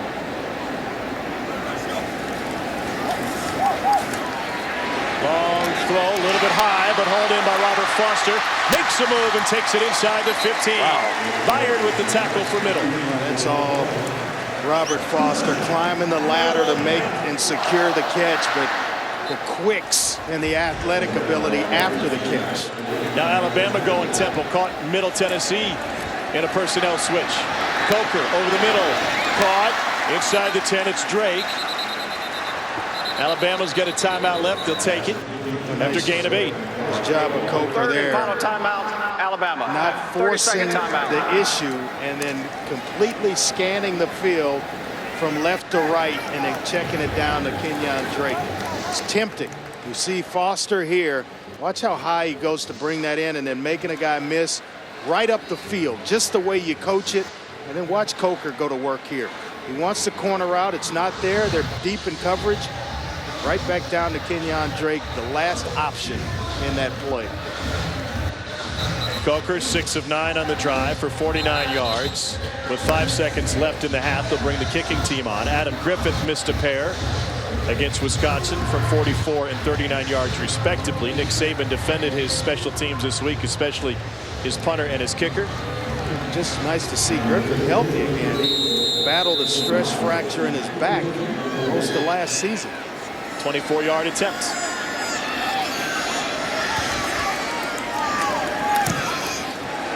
Outside the upright. He's missed his last 3. I don't know if you can defend that. That was a chip shot from 24. Into the second quarter. So that takes us to the half. Alabama with a 20-point lead. Middle Tennessee will have the option to receive the second half kickoff. A slow start for the Tide, able to put it together late. Our score at the half, Alabama 23, Middle Tennessee 3. We'll hear from Laura Rutledge with Coach Saban coming up in the Auto Owners Insurance Halftime Report after these messages.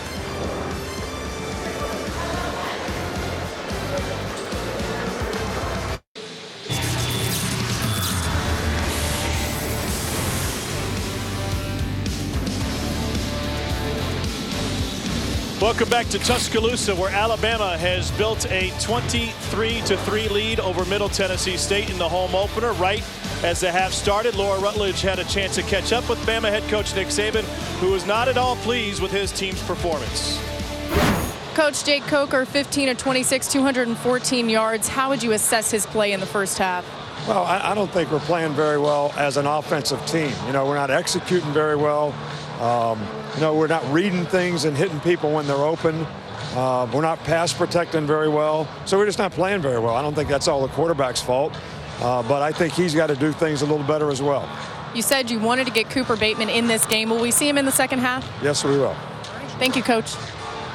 And so it's as simple as that. Tom Hart with Andre, where the question in the first half was, when would we see Cooper Bateman? And I guess now, after hearing Nick Saban's tone, it's why would we see Cooper Bateman? Are you taking something from his tone that would suggest that he's not happy with Coker's play, or this is part of the schedule? I know they want to go faster and they want to speed things up. They haven't been able to do that with any type of rhythm with Jacob Coker. So I think it's just as simple as, okay, we've got a comfortable lead, a 20-point lead in this ball game. Let's see if we can get our offense into a rhythm with Cooper Bateman.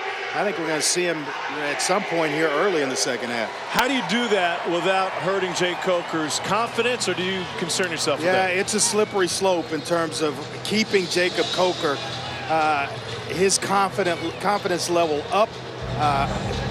Honestly, I don't know that I would do it at this point in the game, but just off the comments of what Coach Saban made, you got to expect him to be in the ball game at some point here early. If this is a decision type move right now, because let's just say Bateman goes in here and lights it up the remainder of the ball game. Now you're right back to square one, where they thought they moved away from last week after Wisconsin. And Saban's point wasn't that we're not getting great quarterback play. He said we're not doing anything right on offense, so let's not put it all on the quarterback. Well, we've talked about Dominic Jackson and his matchup against Steven Rhodes. That's a deal you go to. Not being able to run the ball consistently. You know, things of that sort are what he's talking about. Here's Jeremiah Bryson deep in the end zone, and he will take a knee. When you crunch the numbers on this first half, very different second quarter for Alabama than it was in the first. Alabama with only 39 yards on the ground against a team from Middle Tennessee State at a Conference USA. You would assume they could push around a little bit. 3 turnovers have been killer for Middle. Been actually impressed, even with giving up 23 points with Middle Tennessee's defense. It's the glaring stat that was there. The 3 turnovers is the difference in this ball game. They don't turn it over. They've got more points, maybe get into the end zone. It's a different flavor to start the second half of this ball game if they don't turn it over 3 times. Blue Raiders have to be pleased with the tempo. They got 48 snaps in the first half. They ran 95 last week. Swing out to Batiste. And he lost the football. They put it on the ground again. Was he down? I think the official there, maybe the line judge, is saying that his knee was indeed down. And if the whistle's blown, he's blown down. That ball is out. And was there a clear and immediate recovery despite the whistle? And it certainly was. Certainly looks that way. Eddie Jackson gobbled it up.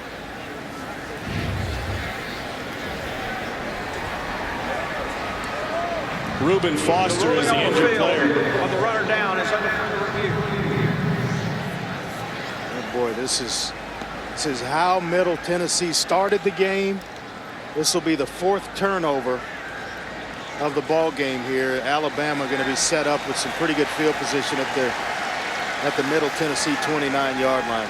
Reuben Foster in some pain. When you hate to see that. He's fought through so much and is playing so well here early in the season for Alabama. But you'll see here Eddie Jackson reaching in there, raking the football out. There's clearly space between the knee and the grass. Ball's out. And a clear and immediate recovery. By Eddie Jackson. Caused the fumble and recovered the fumble. Doyle Jackson is our replay official here today and gives us an opportunity to send our condolences to the family of Jim Allison, longtime SEC official. He's been working as a replay official. He passed away on Tuesday. And the officials on the field throughout the weekend wearing a black armband today in his honor. Jim was an umpire for more than 2 decades and a replay official for the last 10.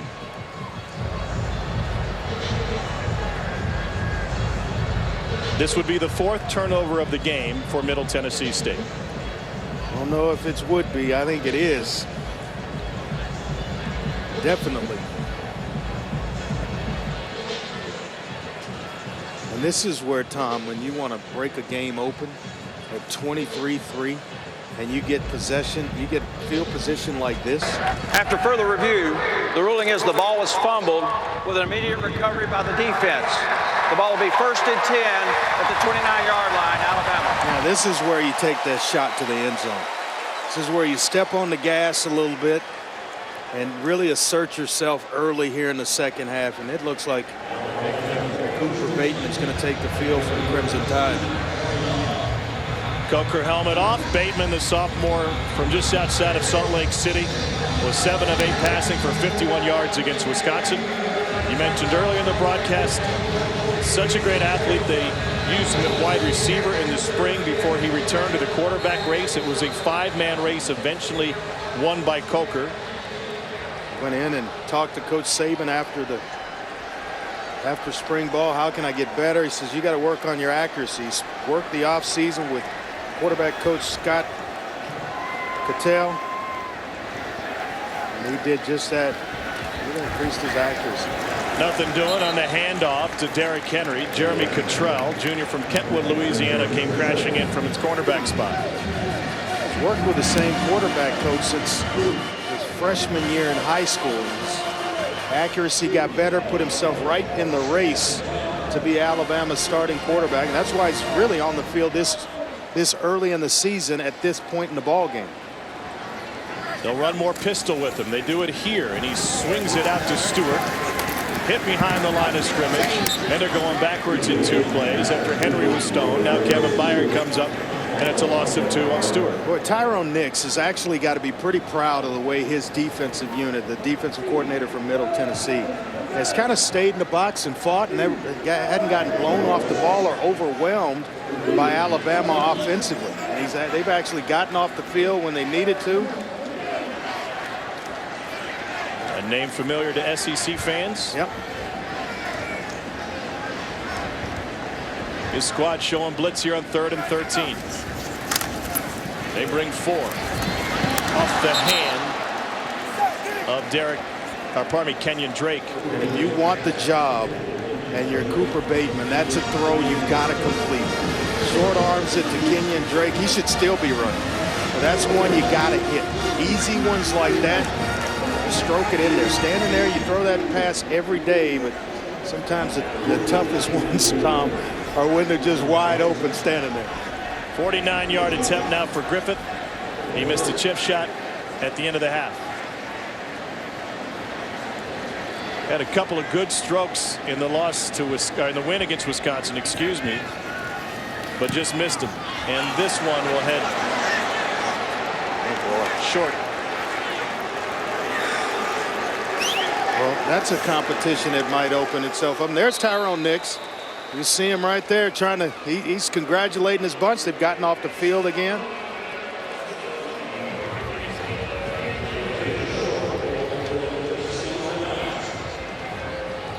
I don't know. It looked like a high snap that may have thrown the timing off of this for Griffin. Watch the snap. It's a little bit high.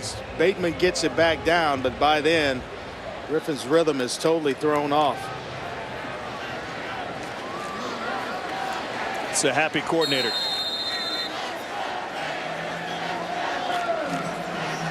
So back to work for Brent Stockstill. Parker joins him in the backfield. Quick hitter to the outside, Richie James down the sideline. Yeah, may have stepped out of bounds right about the 43-yard line or so, but this quick job of attacking the defense after getting the ball back on downs. They hold up. Now at some point, if you're Middle Tennessee State, you've got to start rewarding your defense. Number 80, offense. 10-yard penalty from the spot of the foul. Replay first down. A lot of bodies down there along the sideline. Alabama can't really locate those flags. We'll see right here, Batiste holding and working against Cyrus Jones. Let's see who they flag. That'll back him up. Blue Raiders facing 1st and long. Down the sideline. Push off and a grab by Batiste, and this one might be coming back. Jones had the coverage. Quick flags today. That just looked like a good football play. If anything, Jones didn't turn around. Gain of 29 will be taken off. Got to see if he climbed the back of Jones to elevate himself. It may have pushed off as well. Pass interference, number 81 offense. Half the distance to the goal from the previous spot. Replay first down. Let's take a look here. It's the one-on-one matchup. Stockstill locates it. And right here it goes back and just, I don't know that I see much there, to be quite honest.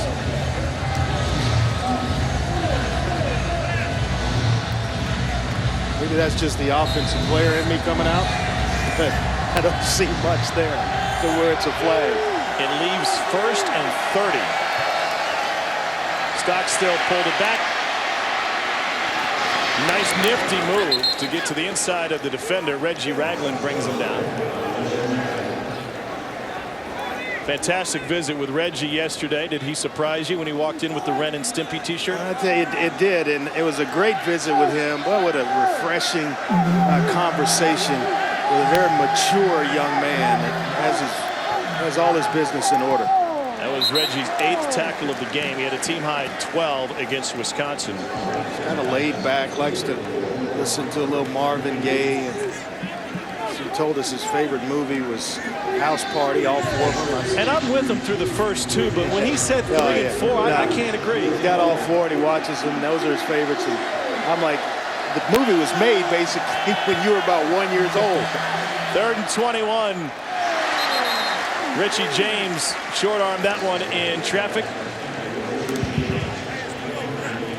And Middle Tennessee will have to punt it away. We're going to have some decent field position here with any type of return by Cyrus Jones. Trevor Owens has been a little bit inconsistent for Middle Tennessee. This is message time for Rick Studstill.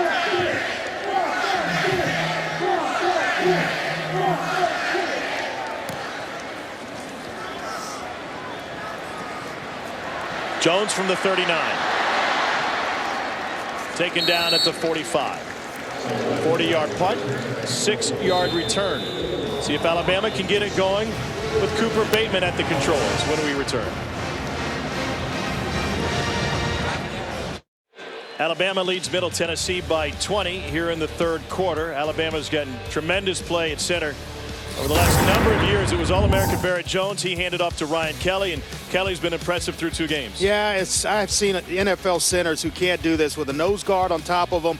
They're actually able to shed and pass off to the right guard and work to the 2nd level. That creates a nice running lane for Derrick Henry, and then he's off to the races against Wisconsin. Fast forward to today, here he is in the middle again, got a nose guard right on top of him. He's the guy that's going to pave the way, clear a nice running space for Derrick Henry. I think he's the best in the country at what he does. Turn on the film, and that's what you see right away. Here's Kenyon Drake, and he's got a 1st down. Ryan Kelly is a 3-time academic honor roll selection. He's in graduate studies with a 3.75 GPA, and what the coaches pointed out to us is there's nothing that the defense is going to do that he hasn't seen already. I tell you what, he's a Remington Award. He's on that list. Keeps playing the way that he's playing right now. They may rename it to Kelly. Here's the toss to Drake. Looking for room. And he picks up 8 on 1st down. Trey Wofford with the stop. And who's out in front? Right on time is Ryan Kelly leading the way. Did you know here at Alabama you can take an Outland Trophy class? It's a graduate class in the sports marketing program. Where else would you rather be? In a class talking football and award winners putting a list together or potential award winners. Kelly got to the 2nd level, and then Bateman scrambles for a 1st down. In fact, they've created their own measurement. We got a flag late. Yeah, that defender went high. May have hit Bateman. Maybe Byard here, 20 coming in late. And could be helmet to helmet. That is tough. This is when there's gray area in this rule for me. After the runner was down, personal foul, late hit, number 20 defense with targeting. 15-yard penalty, correction, half the distance to the goal. The play is under review. An ejection here would cost Bayard the first half of the next game against Charlotte. It would really hurt Middle Tennessee defensively. He's coming in. He can't really pull up.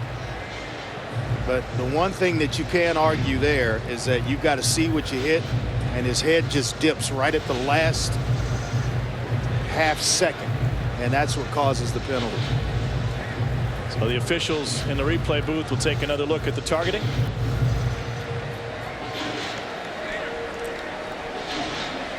They're talking about the Outland Trophy class that they have here at Alabama by selection only, and one of the kids in the class is Henry Schneider, who is a manager on this Alabama team, and he's come up with the Schneider scale, a way to compare linemen, both offensive and defensive linemen. After further review, the ruling is the targeting is confirmed. Number 20 is disqualified. Half the distance to the goal. First down. That's a tough break as Bayard has to lead. Compare the linemen so you get a measurable for guys that typically don't have measurables, and help the folks that vote for the Outland Trophy to kind of give them some numbers. We told Nick Saban about it yesterday. He had no idea they had an Outland Trophy class. His first response, well, how does that help the program? Well, Ryan Kelly's number 3 on the Schneider scale already. Yeah, they're having the class here the way he's playing. Well, you'd be at the top of that list. Show some home cooking. So Kelly over the ball. Derrick Henry in the backfield next to Cooper Bateman. Trying to create some room for Kenyon Drake. And he's to the 5. Dances his way to the goal line. Flipped right at the line, and he's in. Touchdown Alabama and Kenyon Drake.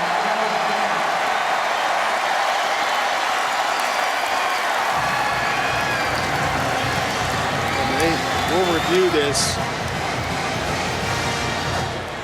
Looking at it in real speed, it looked as though he may have been just shy right there. I'm not sure when he touches. Cottrell is the guy that comes in and meets Kenyon Drake. Maybe not.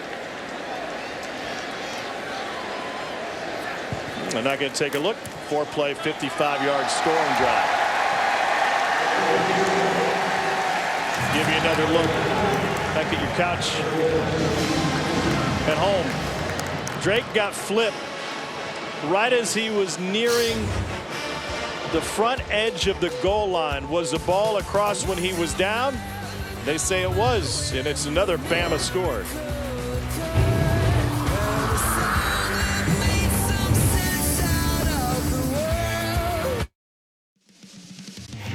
SEC Network Football is brought to you by Delta Faucet. See what Delta can do. Doing the bull dance, feeling the flow. Home opener here in Tuscaloosa, and the young Tide fans having a great time. Perfect weather. Cold front came through last night, dropped the mercury down a little bit. What a pleasant day at Bryant-Denny Stadium. With a 30-3 lead, this is Jeremiah Bryson from the goal line. And he is brought down shy of the 20. Another look at Kenyon Drake's touchdown run. I thought it was at least worth a look. You see here Derrick Henry out in front blocking, and well, he can change directions as well as anyone at that position. Right there. The ball ended up over the goal line. My only question was it over the goal line? Where did he touch down? Was it his hand as he was trying to brace himself for the fall? Did the back of his leg already touch? Or did the knee touch? They would at least take a look at it just to make sure. But his 2 biggest plays have come on those toss sweeps. That touchdown was a touchdown pass from Bateman, and he also had the 68-yard gain on the same play from Coker. Pass complete to the edge. And a first down. Let's check in with Laura. Well, Tom, over here on the Alabama defense, they're working on Reggie Ragland's shoulder before this possession. They were also working on Reuben Foster's left shoulder. They put some ice in Foster's jersey, took it out. He seemed to be okay. Same with Ragland, but just something to keep an eye on. Well, good to see Foster back on the field, Laura. Wears those shoulder braces each and every day on both right and left shoulders. And he comes up and makes a punishing hit after a gain of 5. Oh boy.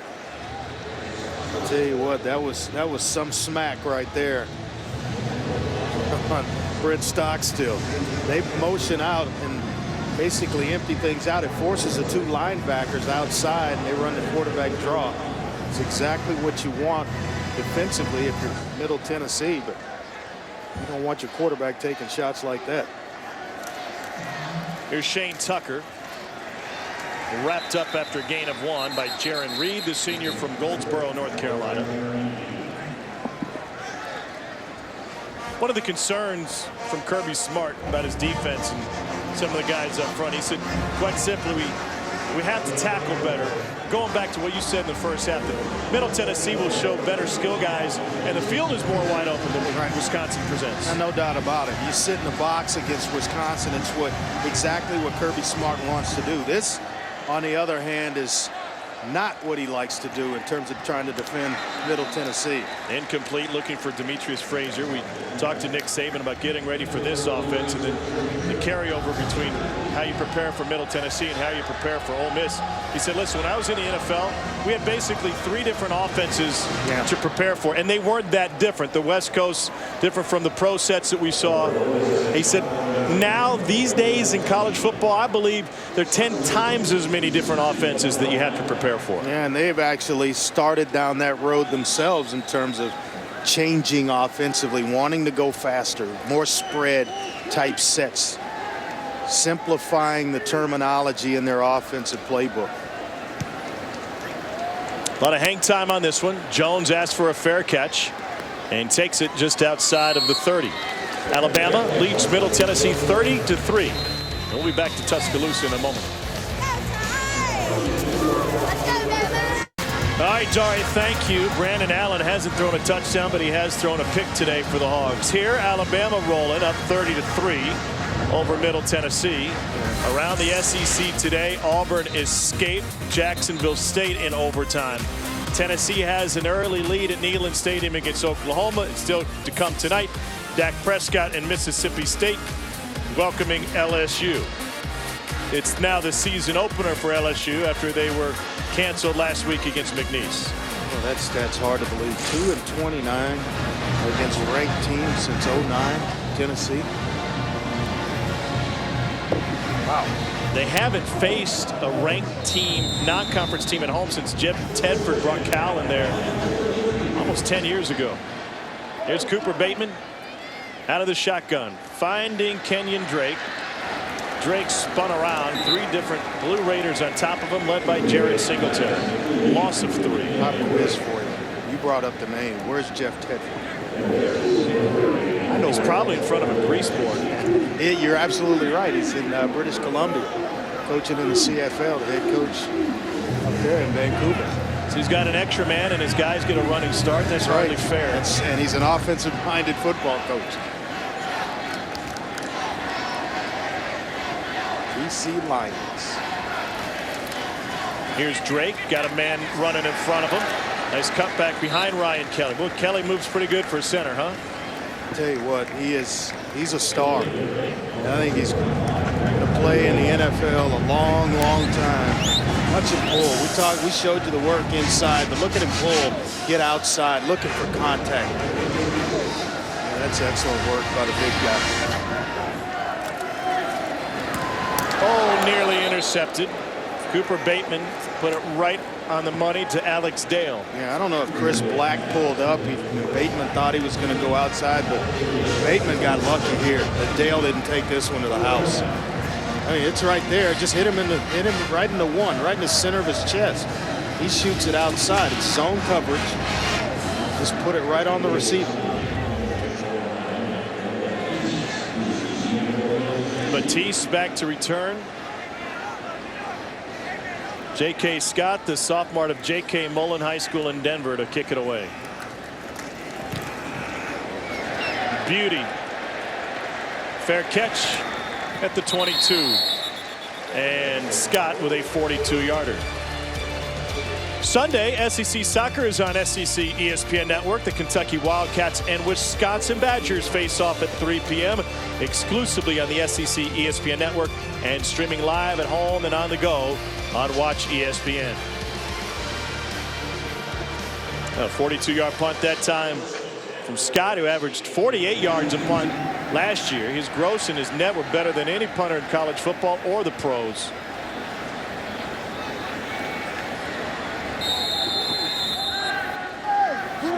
Struggles with this offense. And basically it boils down to turnovers, Tom. That's what it's been for Middle Tennessee. A quartet of them over the middle, open, complete to Richie James. He's had a nice day. 9th catch of the day for Richie James. That one goes for 18. And then you'll have one of those, a play like that or a play to Batiste, and then it gets called back, a penalty, a hold, where it just kills the momentum of this football team, and then you mix in a turnover, and then it's all downhill from there.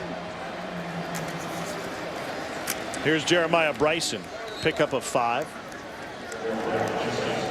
Talk about the front 7, Andre, being loaded for Alabama. We haven't seen a lot of great play from the defensive line. Is that because that they've been negated by the tempo and the no huddle? Well, they can't substitute. They can't get guys in and getting that rotation that they have. Talking to Kirby Smart, it's the deepest that they've been along the defensive front maybe since they've been here. And so when you keep one unit on the team the entire time, I mean on the field the entire time, they tend to wear down when you can't substitute. Flag on the play. Jaron Reed was in on that tackle. His 6th. Illegal substitution. 12 players on the field on the defense. The 5-yard penalty results in a first down. Now they're trying to substitute against a no huddle. Kirby Smart's squad ended up with 12 on the field. Yeah, as we told you earlier, they like to do this when it's closest to their sideline. When the ball's on the what would be the offense's left hash right here is when Alabama tries to sneak some players in. Here's Tucker. It's really amazing that you have this coaching staff, right, with Nick Saban and Kirby Smart in his 9th season, Lane Kiffin on the offensive side.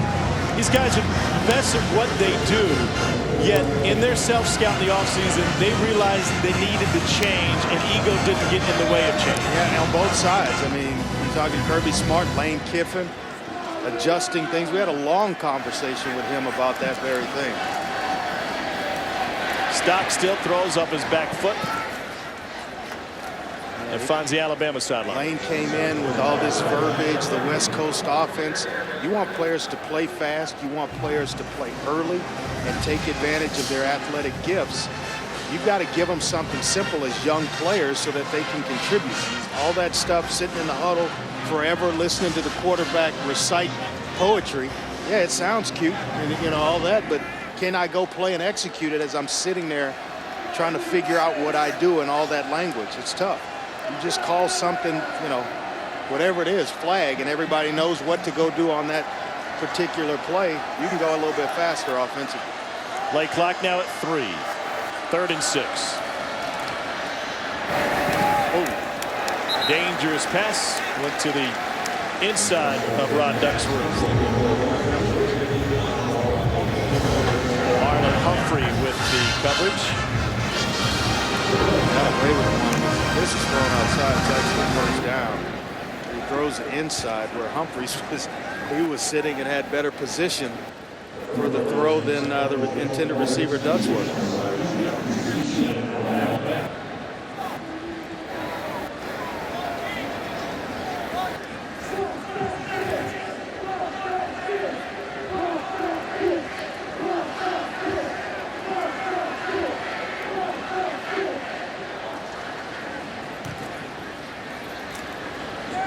Nice punt.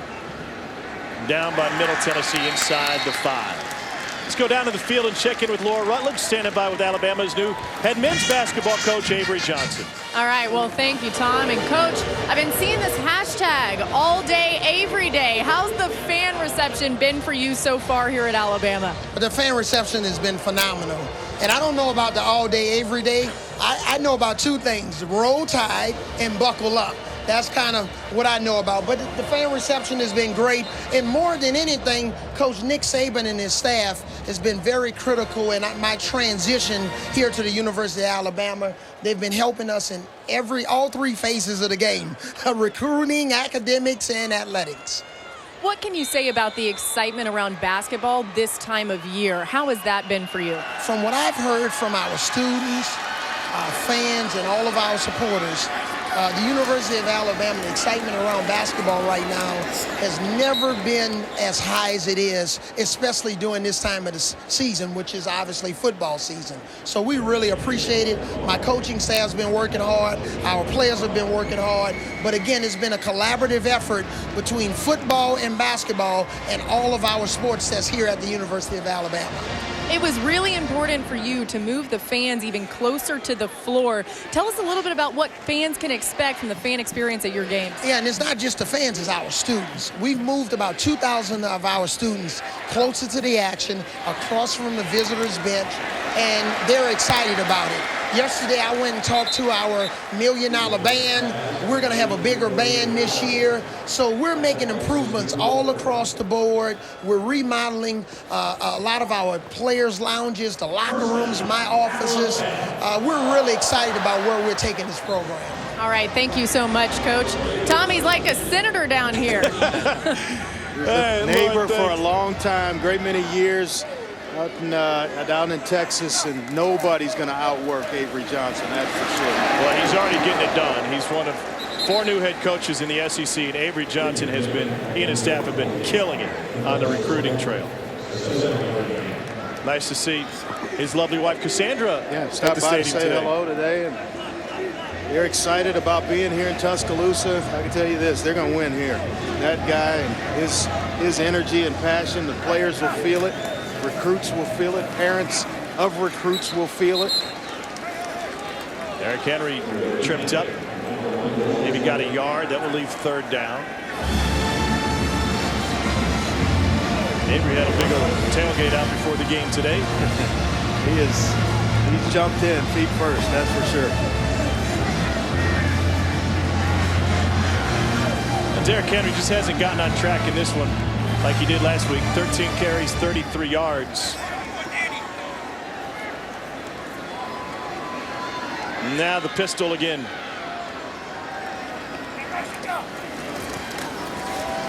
Henry gets the 1st down. A lot of stutter stepping from Derrick Henry today that we didn't see last week. That's what I was talking about earlier in terms of reestablishing the line of scrimmage. You know, about a yard behind him. There's a tremendous push by Middle Tennessee in the middle, and then the focus. A lot of focus on stopping Derrick Henry in this ball game. Back to action. Here's Henry again. Got tripped up. Gain of 3. They came in with a plan not to allow big plays to him, and we visited with him yesterday, got a chance to talk to him. He's a big young man. And I don't know that I would have the courage to step in front of him and try to bring him down head on. No way. On 2nd and 7, Henry this time moving fast. That's that full head of steam you've been waiting to see for most of the ball game. And now you start to look defensively. A lot of snaps being played by Middle Tennessee State's defense. And you don't have that offensive production and the offense is turning it over, or the lack of production. You're going to play a lot of snaps on defense. Of his yardage last week, 72 of the 147 came after contact. Career high 3 touchdowns.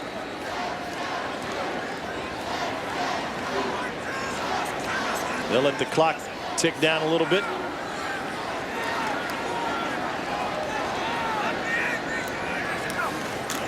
Here's Henry. Straight at the hash. Into Middle Tennessee territory. Way wide. Finally brought him down. You know, you talk about him, and he can certainly, do this. He can get downhill. Nice block by Jackson, the right tackle, to wash everything down. That opened things up for him. But where I've been most impressed with Derrick Henry is in pass protection. He's gotten better as a receiver out of the backfield. You can play a young player and just say, hey, go run the football. Most of them can do it. But to stay on the field, you've got to be able to protect the quarterback. And blitzers just don't want to run into his frame.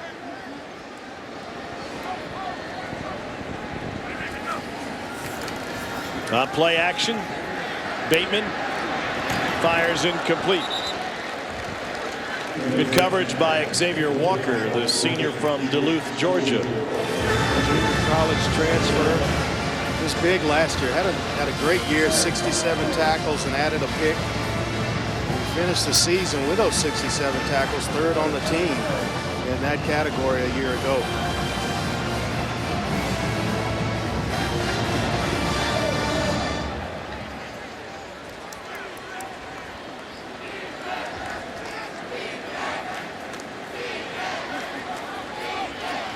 Second and 10.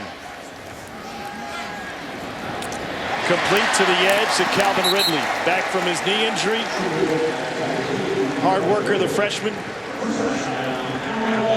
Gain of 17. Top receiver in the class of 2015. You see here, nice read here by Bateman and anticipation as well.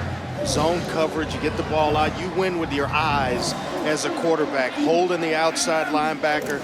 T.T. Barber inside. Here's Henry again, and he will take it in again. 28-yard touchdown run for Derrick Henry. 6 touchdowns in 2 games for Alabama's monster. He walked in with that cutoff T-shirt on, sleeves cut out of it, big old shoulders. Friday afternoon gun show yesterday. I mean, it was amazing. Just a physical specimen walking into the room, and I'm like, that's a running back? You kidding me? Caps an 11-play, 97-yard drive for Alabama. Extra point is good. 37-3. I don't know if it's a running back.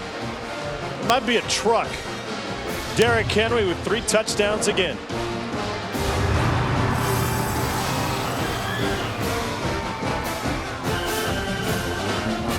Checkerboard might be rocking there, Dari, in Knoxville. Could be a tough place to play this year. We got a chance to see Tennessee last week against Bowling Green, and 2 good backs that really complement one another. Kamara and Jalen Hurd, a good dynamic young quarterback. And Josh Dobbs. They got a bunch of running backs in that game. Samaje Perine's been held to just 16 yards by the Tennessee D. Bryson got leveled at the 15-yard line. A special team stick. Oh, nice wander, laid him out. His dad's a morning DJ. He's got the hits, though. Spinning records in Birmingham. He just spun that returner in the next week. Excellent special teams player, walk-on, who contributes on special teams, and they use him like a fullback at times in certain formations. But boy, it's a big kiss right there. Middle Tennessee down 34. Brent Stockstill back to work. 19 of 35 for 164 yards. He won the off-season competition with last year's starter Austin Grammer. Stockstill trying to go for the pump and go into coverage. Leaping attempt off the hands of Terry Pedersen, complete. If you look at it, you know, Austin Grammer, they went 6-6, didn't play bad, completed 65% of his passes for over 2,500 yards, 17 touchdowns and 12 picks. I mean, it wasn't bad, but they wanted to throw the ball. They wanted to be able to throw it with, they wanted to throw first, run second. And Brent Stockstill won the job and allows them to do just that. Well, they went 1-3 in November. Cost them a chance to get to a bowl. And talking with the coaching staff this week, Rick Stockstill said, listen, last year had nothing to do with making the decision for this year. It was an open competition. I believe in competition. We tell our guys every offseason that every position is up for grabs. And he said it wasn't just quarterback. Other guys lost starting jobs, offensively and defensively. 3rd and 6. Looking deep, checks down to a crossing route. And Batiste is brought down just short of the stick. They'll bring up 4th and 1. On it away here again.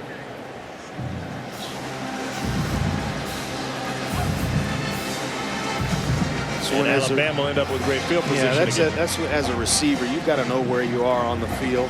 Maybe take that route up another yard and a half, where when you make sure when you're tackled that you fall past the down and distance mark and you've got the first down.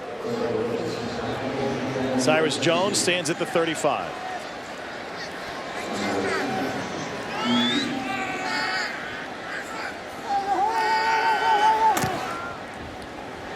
Wow. That was a fantastic punt from Trevor Owens.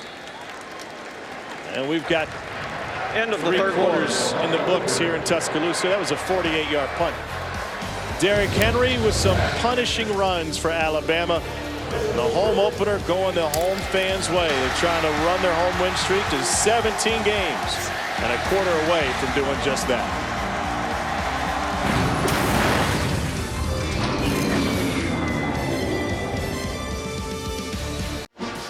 Alabama has played 2 quarterbacks today. Jake Coker got the start, 15 of 26 for 214, a touchdown and a pick. Cooper Bateman has seen action here in the second half, 5 of 8 for 32 yards and a touchdown and a touch pass to Kenyon Drake. Very respectable numbers from Coker. I think when they want to go fast, there's more responsibility on the quarterback, and so you're going to have to take care of it, make some better decisions. Bateman goes over the middle, incomplete, trying to find the freshman Ridley. And the coaching staff, they are super high on Ridley. Consistency is what they want to see from him, but he's talented true freshman. Mentioned earlier, ranked as the top wide receiver in the 2015 class.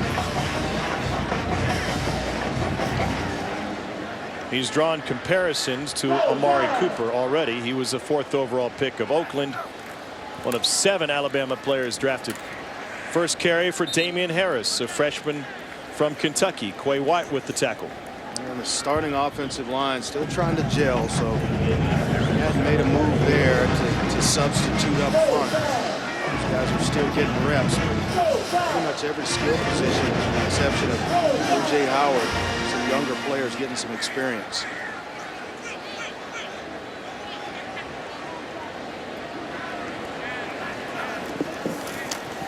Pressure, incomplete. Once again trying to find Ridley. One thing that Lane Kiffin has done to simplify things in the Alabama offense, we saw it from Ridley, is limiting guys to one side of the field. He said in the past we put a wide receiver, they may play on the right side, the left side, we'll switch them around. It allows us to go faster, and it allows the wide receiver to know exactly who they are and where they're supposed to be. You're basically learning one spot. And then as you get a little older, you start to put a little more on their plate. Once they grow a little bit and know exactly what's required for that one spot, then you start mixing and matching, adding some motions to what you do as well. But it is to go fast. Good punt. Another good one from J.K. Scott.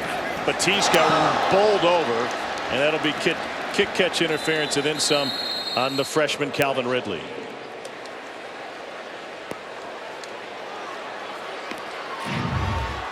Well, did he get him? You got to know where you are. And Ridley just goes down there. He's actually had a couple of plays where he dropped 2 I thought he had his hands on and should have made the catch, and then you go down and make that mistake. This is what you're going to get from the head coach. Kick catch interference, number 3, kicking team. Penalties 15 yards from the spot of the foul. First down. Celebrating its 11th year, sponsoring the Good Hands Field Goal Nets, Allstate makes contributions to participating universities' general scholarship funds for each field goal and extra point kicked. Since 2005, Allstate has donated millions in scholarship funds. 37-3 Alabama. Stockstill to throw. Lobs one out. They finally whistle a dead forward pass. Jordan Parker, the intended receiver. What What is Middle Tennessee looking for here in the fourth quarter out of their offense? Well, some execution and to really stop shooting themselves in the foot. Because they've gotten momentum, they've moved the football with consistency at times, and then mistakes always take them backwards. And that's what he's looking for, some consistency offensively. I think they're going to be they're going to have a great season in Conference USA. They've got a lot of talent. Batted down at the line of scrimmage by Jaron Reed. And really not just on offense. I think defensively they've held up, I think more so than a lot of people expected them to. I know the scoreboard at this point doesn't reflect it, but the turnovers helped contribute to that as well. Big Jaron Reed in there getting his paws on one.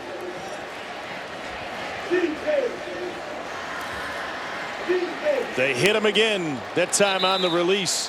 He got drilled by Jonathan Allen. I think it was only a 4-man rush. Yeah, 4 guys up front, no pressure. They lose track of him. Jalen Hunter is who he was working against.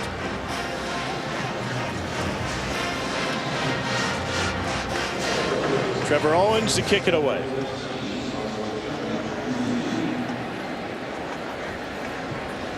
That's Cyrus Jones.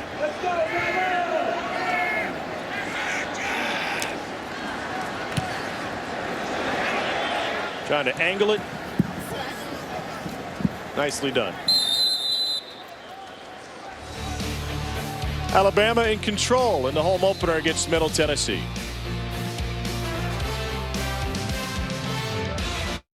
Alabama leads Middle Tennessee 37-3 now. Tide broke this game open on a quick 2-play drive in the second quarter. Here's how it sounded on the Crimson Tide Sports Network. Here's the Tide snapping it off the far hash mark. Kenyon Drake gets the toss again with lead blocking from Derrick Henry. Kenyon kicks to the near side. He's got speed. He's to the 40, down to the 30. He's to the 20. He's got blockers. He's going to go to the 3-yard line. Now Bama first and goal, officially from the 2. Here's the give. Derrick Henry walks it in over the left side. Touchdown, Alabama. The incomparable Eli Gold on the call. That 6 to 8 yard splash and go to Kenyon Drake is what set him up for the touchdown plunge.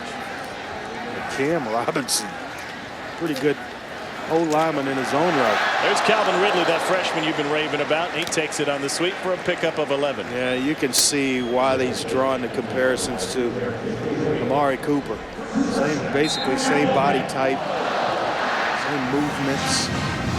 Gets those hands a little more consistent. He's going to be dangerous in this offense. No one has hit more draft picks than the Tide over the last 5 years, 37 of them. Here's the toss to Stewart. That's a pass from Bateman, and he's able to slip out at the edge. And how about the headlines made by Marcel Darius this week? Buffalo's defensive tackle, 6-year extension, $100 million, $60 million guaranteed. That's the most for a non-quarterback in NFL history. Just keep passing it out. I thought J.J. Watt was at one point, and there are a couple of guys, I guess, that's gone by him. Now to Stewart. Faked outside, cut inside. Picks up a first down. Pick up a 5. Right now they say that Stewart is the team's most talented wide receiver. Excellent size and speed. Dynamic with the ball in his hands and right on his heels. True freshman Calvin Ridley. Both will be around for the next couple of years around here making plays. Sophomore from Fultondale High School in Alabama. Here is Damian Harris. And Harris is carrying guys with him to midfield. There'll be a few more Alabama players selected next spring. Maybe more than a few. They've got Derrick Henry listed as a #2 running back. O.J. Howard, the second-ranked tight end. Ashawn Robinson and Reggie Ragland.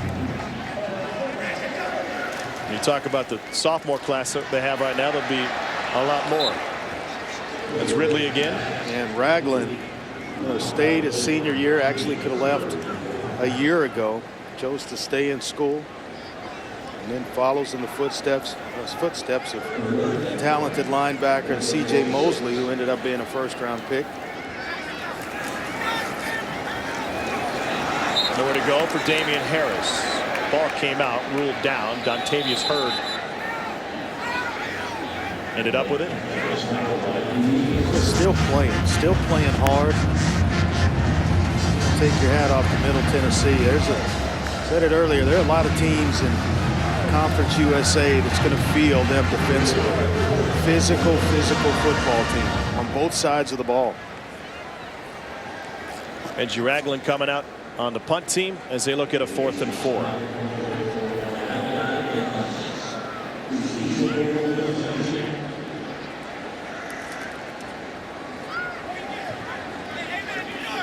Ed Batiste stands at the 10. We got a whistle. Well, there's some concern about the punting game. Delay of game, number 15 offense, 5-yard penalty, still 4th down. But J.K. Scott, who was 70th in the country after week 1 against Wisconsin, has been more consistent today. Ray Guy Award finalist last year. First team All-America punter. Said he's been working on his drops. Well, that drop was good. The kick was perfect. Right at the 10. And maybe a yard on the return before paying the price. Right into the camera. Ed Batiste ends up with another grass stain.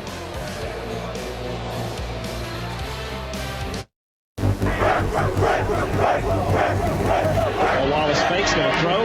Back shoulder cram. Treadwell breaks 2 tackles. He steps in the end zone. Bo looking to throw. Throws the end zone. Walton. He's got it. The Rebels have a touchdown. This will be huge. Ole Miss will have the football. Ole Miss has knocked off Alabama. Yeah, I want to deliver a winner to the state of Mississippi, man. I'm proud as heck of our kids. That was a watershed moment for Ole Miss. Alabama will be thinking revenge when they take the field next after finishing off Middle Tennessee today. Here's what the schedule looks like. Brutal. Yes, the toughest schedule in the country. You just go for the month of October where you have Georgia, Arkansas, 2 physical teams before going finesse with Texas A&M. And of course, Tennessee, another physical team as well. They can spread you out if they need to. They'll be dealing with an Ole Miss team that has scored 73 points in back-to-back weeks. It's the first time an SEC team has ever accomplished that. Look at that run. You meant Georgia, Arkansas, A&M, Tennessee, LSU. Oh, then your breathers going to Starkville. But thanks. I think Ole Miss, they're going to put more than 3 on the board, and they're going to go a little bit faster than Middle Tennessee. That's going to be a good football game to see next weekend here in Alabama. So according to ESPN's Football Power Index, Alabama has the toughest schedule in the country.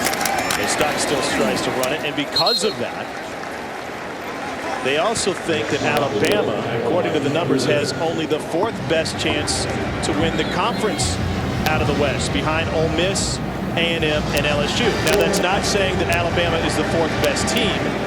The numbers indicate, due to their strength of schedule, that they'll have a tougher time to win the West than those aforementioned teams. Get into that schedule, you got to be near perfect. You have to keep guys healthy. A lot of things have to go right, to navigate your way through that. And I'll tell you this much, quarterback play's got to be a little bit better when you get into the meat of the schedule there. Richard Mullaney back to return this one. Back it up to the 33. He's got daylight on the left side if he can get there. Got a key block. A little bit of a stiff arm, and he takes it into middle territory. Quay Watt with the special teams tackle for the Blue Raiders. Nice return for the Oregon State transfer, the senior from Thousand Oaks, California. Indeed, back in a big way in Knoxville, Tennessee, handing it to Oklahoma 17-0 in front of a sellout crowd in Neyland. There in the second there. Bit of a scare at Arkansas. Toledo with a 16-10 lead late in that one. Told you Ole Miss hung 73 on Fresno today. A couple of head scratchers in the conference today. Arkansas in overtime with, Auburn in overtime with Jacksonville State, and then now Arkansas fighting, trying to get back in the game against Toledo. Cooper Bateman at quarterback. Damian Harris, freshman from Kentucky, at tailback. Play action. Bateman going over the middle, complete. Big first down to Ty Flournoy Smith. Boy, nice protection up front for Connor Bateman, and he stands tall in the pocket. Nice delivery, nice completion there. 30-yard completion from Bateman.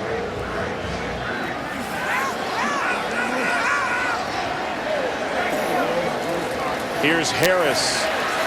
Harris inside the 10. Damian Harris was a #1 running back according to many recruiting services coming out of high school last year, even though his senior knee injury limited him to 7 games. Nice play fake here, and then you're going to see him just step into that real nice tight spiral. It's good work all across the board.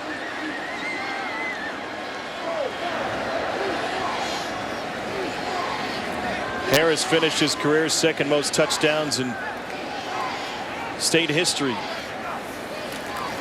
Bateman rolling, looking, intercepted, picked off at the goal line. Here comes Cottrell. He's got green grass in front of him, but Harris chasing. The freshman running back tracks him down 80 yards later. Heck of a play by Harris. Even better play by Cottrell, and I thought Cooper Bateman forced this when he was running out of room. Just throw it away. You're sprinting right, trying to force one in. He's just going to take a nice short roll here. He runs out of room in the back of the end zone. He's going to force one. It looks like, I think it's Chris Black. Watch him here. No, it's the outside receiver right there. That goes into the stands, and you live to fight another day on 3rd down. But credit Harris, the running back. Look at Cottrell just stepping. He's had his hands on about 3 of them today. Finally comes away with a pick. But Harris there, the effort. That's going to go a long way with Coach Saban. Officially a 77-yard return. New quarterback Austin Grammer. He's a runner, and he keeps it, goes forward for 1.5 yards. Austin Grammer, redshirt junior from Tuscaloosa, back in his hometown, getting some playing time here midway through the 4th quarter. He played last week a little bit against Jackson State. Completed 2 of 3 for 15 yards. Actually had 3 rushes for 14 to go along with it, but a decent season a year ago. From American Christian Academy right here in T-Town. Now looking to the end zone. The scramble. Trying to win a foot race and out of bounds at the 15-yard line. Austin Grammer lettered for 4 years in football, 3 in baseball, 2 in basketball. You know, I liked, I could run when I was that age, but I didn't like doing it, playing that position. Because in a passing offense, when you're asked to come back and throw, now I'm out of breath. I've just run basically from the other hash mark all the way over here out of bounds, and now a pass play is going to be called. And you're breathing hard and got to be accurate, and I'd like to just dump it off. Let somebody else do that stuff. And especially if you've taken a hit, which you didn't there, but if you've taken a hit, it exacerbates the whole scenario. No doubt about it. They bring Tucker into the backfield. Grammer throws, end zone, all alone. Touchdown, Middle Tennessee State. Rod Ducksworth with a 15-yard completion. And this is one of the things that Coach Saban, Kirby Smart, guys clamor for playing time. And when you get in the game, last week it happened against Wisconsin. The twos on defense got in. Wisconsin went right down the field and scored. Here, the twos get in against Middle Tennessee. They allow another touchdown.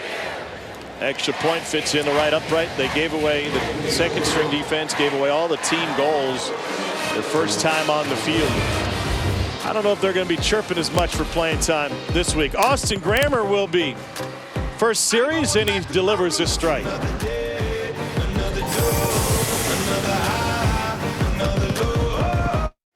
Some of the big guys on the sideline for Alabama with the tied up 37-10. Let's go down to the field and check in with Laura. Well, Tom, we've seen a trend recently of the big guys, the offensive linemen, ending up on the media guide. Brett Bielema did it at Arkansas. Now Nick Saban does it at Alabama. Center Ryan Kelly is the front cover picture of the media guide. And of course, we know what he does on the field, but what he does off is also so special. He's really excelled his entire time at Alabama in the classroom. He already has his undergraduate marketing degree, and now he's in grad school going for the master's in marketing. He's currently working with a 3.75 GPA, guys, in that program. Awfully impressive. Thank you, Laura. Return bobbled by Drake. Surrounded by white shirts, and the special teams has left a little something to be desired for Alabama today. Man, you know how I feel about Ryan Kelly. I started raving about him on Monday, blowing up our producer Joe Thomas,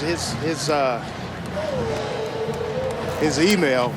Give me some stuff on Ryan Kelly, man. This guy's special, and he's gotten better each and every single day, each and every year. He's been a part of this program. Now he's in a leadership role. If you would have sent those emails to Joe Taylor, he would have responded quicker. Thomas Taylor. I'm on the spot here, big guy. Try to love him up, and then I get his name wrong. How about that? It's only the second game of the year. I'm thinking about the Cleveland Browns already. Harris got stood up and dropped. How about the Kentucky connection with Alabama football? Yeah. Harris, second most touchdowns in state history, 122. He had 113 on the ground. Back in the day, Sean Alexander for Boone County High School rushed for 110 touchdowns before matriculating here in Tuscaloosa. Amazing stuff from Harris. Over 2,600 yards as a junior, and then was limited to just 7 games his senior year and still rushed for just under 1,500 yards. Here's the toss to him. And beautiful cutback. The vision. The speed, and Damian Harris is at midfield. A 41-yard run on a toss sweep to the right. He ends up outside the numbers on the left. That's why it only took 7 games to go 1,500 yards. A lot of this in high school last year. It's tough to bring down. Low center of gravity, and he's got speed as well to get to the outside. Saw him track down Cottrell, the corner, on the interception. That's a special young player who's going to play a lot of snaps here at Alabama. And the first one to meet him is Derrick Henry. Derek Gore now in a tailback. Harris gets a breather. 502 yards of offense for Alabama. They fake the toss. Bateman, he got leveled. Lane Kiffin wants a flag. T.T. Barber came in to make the stick. Bateman thought there was daylight, and sun set quickly on him. You've got to get rid of the football here. You can't take licks like this and play every Saturday. What you're talking about before, Kevin Byard with the targeting earlier this game. T.T. Barber did a great job not to go above the head and neck. I still think it's a bang-bang play that, I don't know that you'll sell me that Byard should be out of the game, because guys are going low as you're coming in and you can't redirect your body. But the rules are the rules, and by the rules, the ejection would stand. Another carry for Harris, couple of yards that time for the freshman.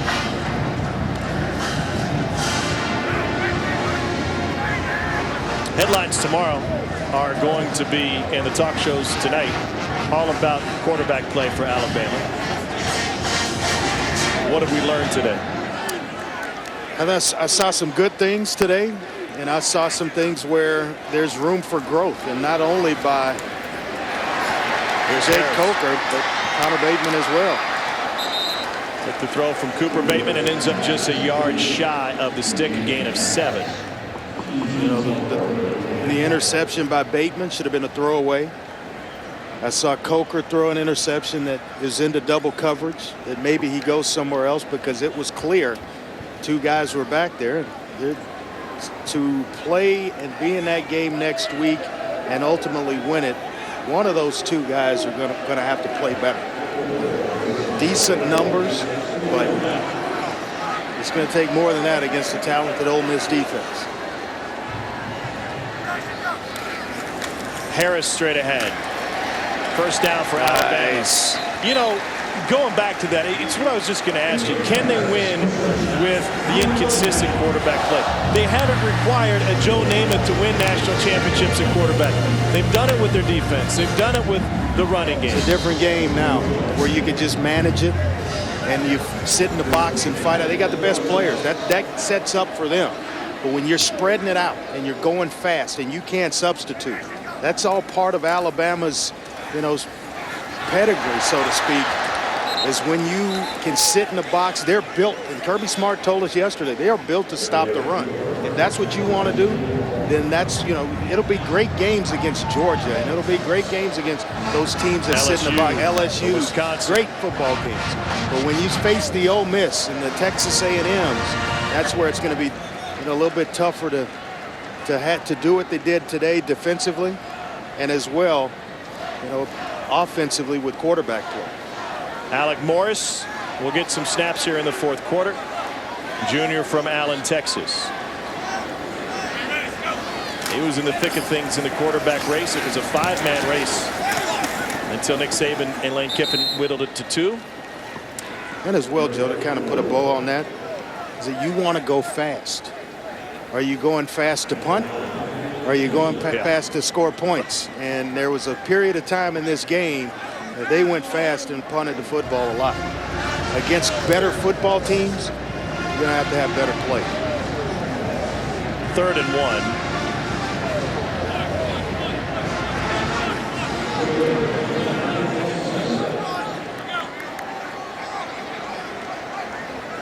Derek Keefe now in a wide receiver. They go straight ahead, and they pick up the first down on the carry by Ronnie Clark. Time now for our player of the game, brought to you by Ally Bank. 3 touchdowns and 96 yards for Derrick Henry. Close to 100 yards. And still the production of getting in the end zone, and I talked about it earlier. It's not the rushing yards for me where I've been impressed with him. It's the unselfish play of throwing the block to spring Kenyon Drake. Pass protection. And Coker was in the game. Ronnie Clark inside the 20. That's the stuff the scouts just eat up, because now he's taken his game from just being a running back to a complete player. So Nick Saban and Alabama outlast Middle Tennessee 37-10. Now 17 consecutive home wins for the Crimson Tide here at Bryant-Denny Stadium, longest streak in the country. They played 3 quarterbacks today. Coker got the start. Bateman came in relief. Let's go down the field. Laura is with Nick Saban. Thanks, Coach. You were not pleased at all with your offense across the board at halftime. What about the second half? Well, we did some things better, but we didn't finish drives, and so disappointing really that this game was all about improving and playing better, and I'm not sure we improved in a lot of areas, but we'll go fix and do what we have to do. It's good to win. Got to play a lot of players, so there's always good things. Both Jacob Coker and Cooper Bateman play in this one. What will you take away from this in future decisions about playing time? Well, Jake played okay when he played. Cooper played okay except for throwing the interception. We'll evaluate the film. We'll do what's best for our team. All right, obviously you want to enjoy this one and don't look too far ahead, but Ole Miss next week. How does what you saw today, the spread offense, prepare you for next week? Well, I think there's a lot of things that they do that we'll probably do. They did a lot of things today we weren't really ready for. We had to do a lot of adjusting. Ole Miss has got a really good team. It'll be a really good game. We're obviously going to have to play a lot better in that game than we played today. All right, thanks, Coach. Thank you. All right, Laura, thank you. Alabama takes care of Middle Tennessee State 37-10. A lot of work to be done for Alabama. The adjustments will continue throughout the week before Ole Miss comes to town on Saturday. For Andre Ware, Laura Rutledge, our entire crew, I'm Tom Hart. This has been a presentation of the SEC ESPN Network. Now, here's Dari in the studio.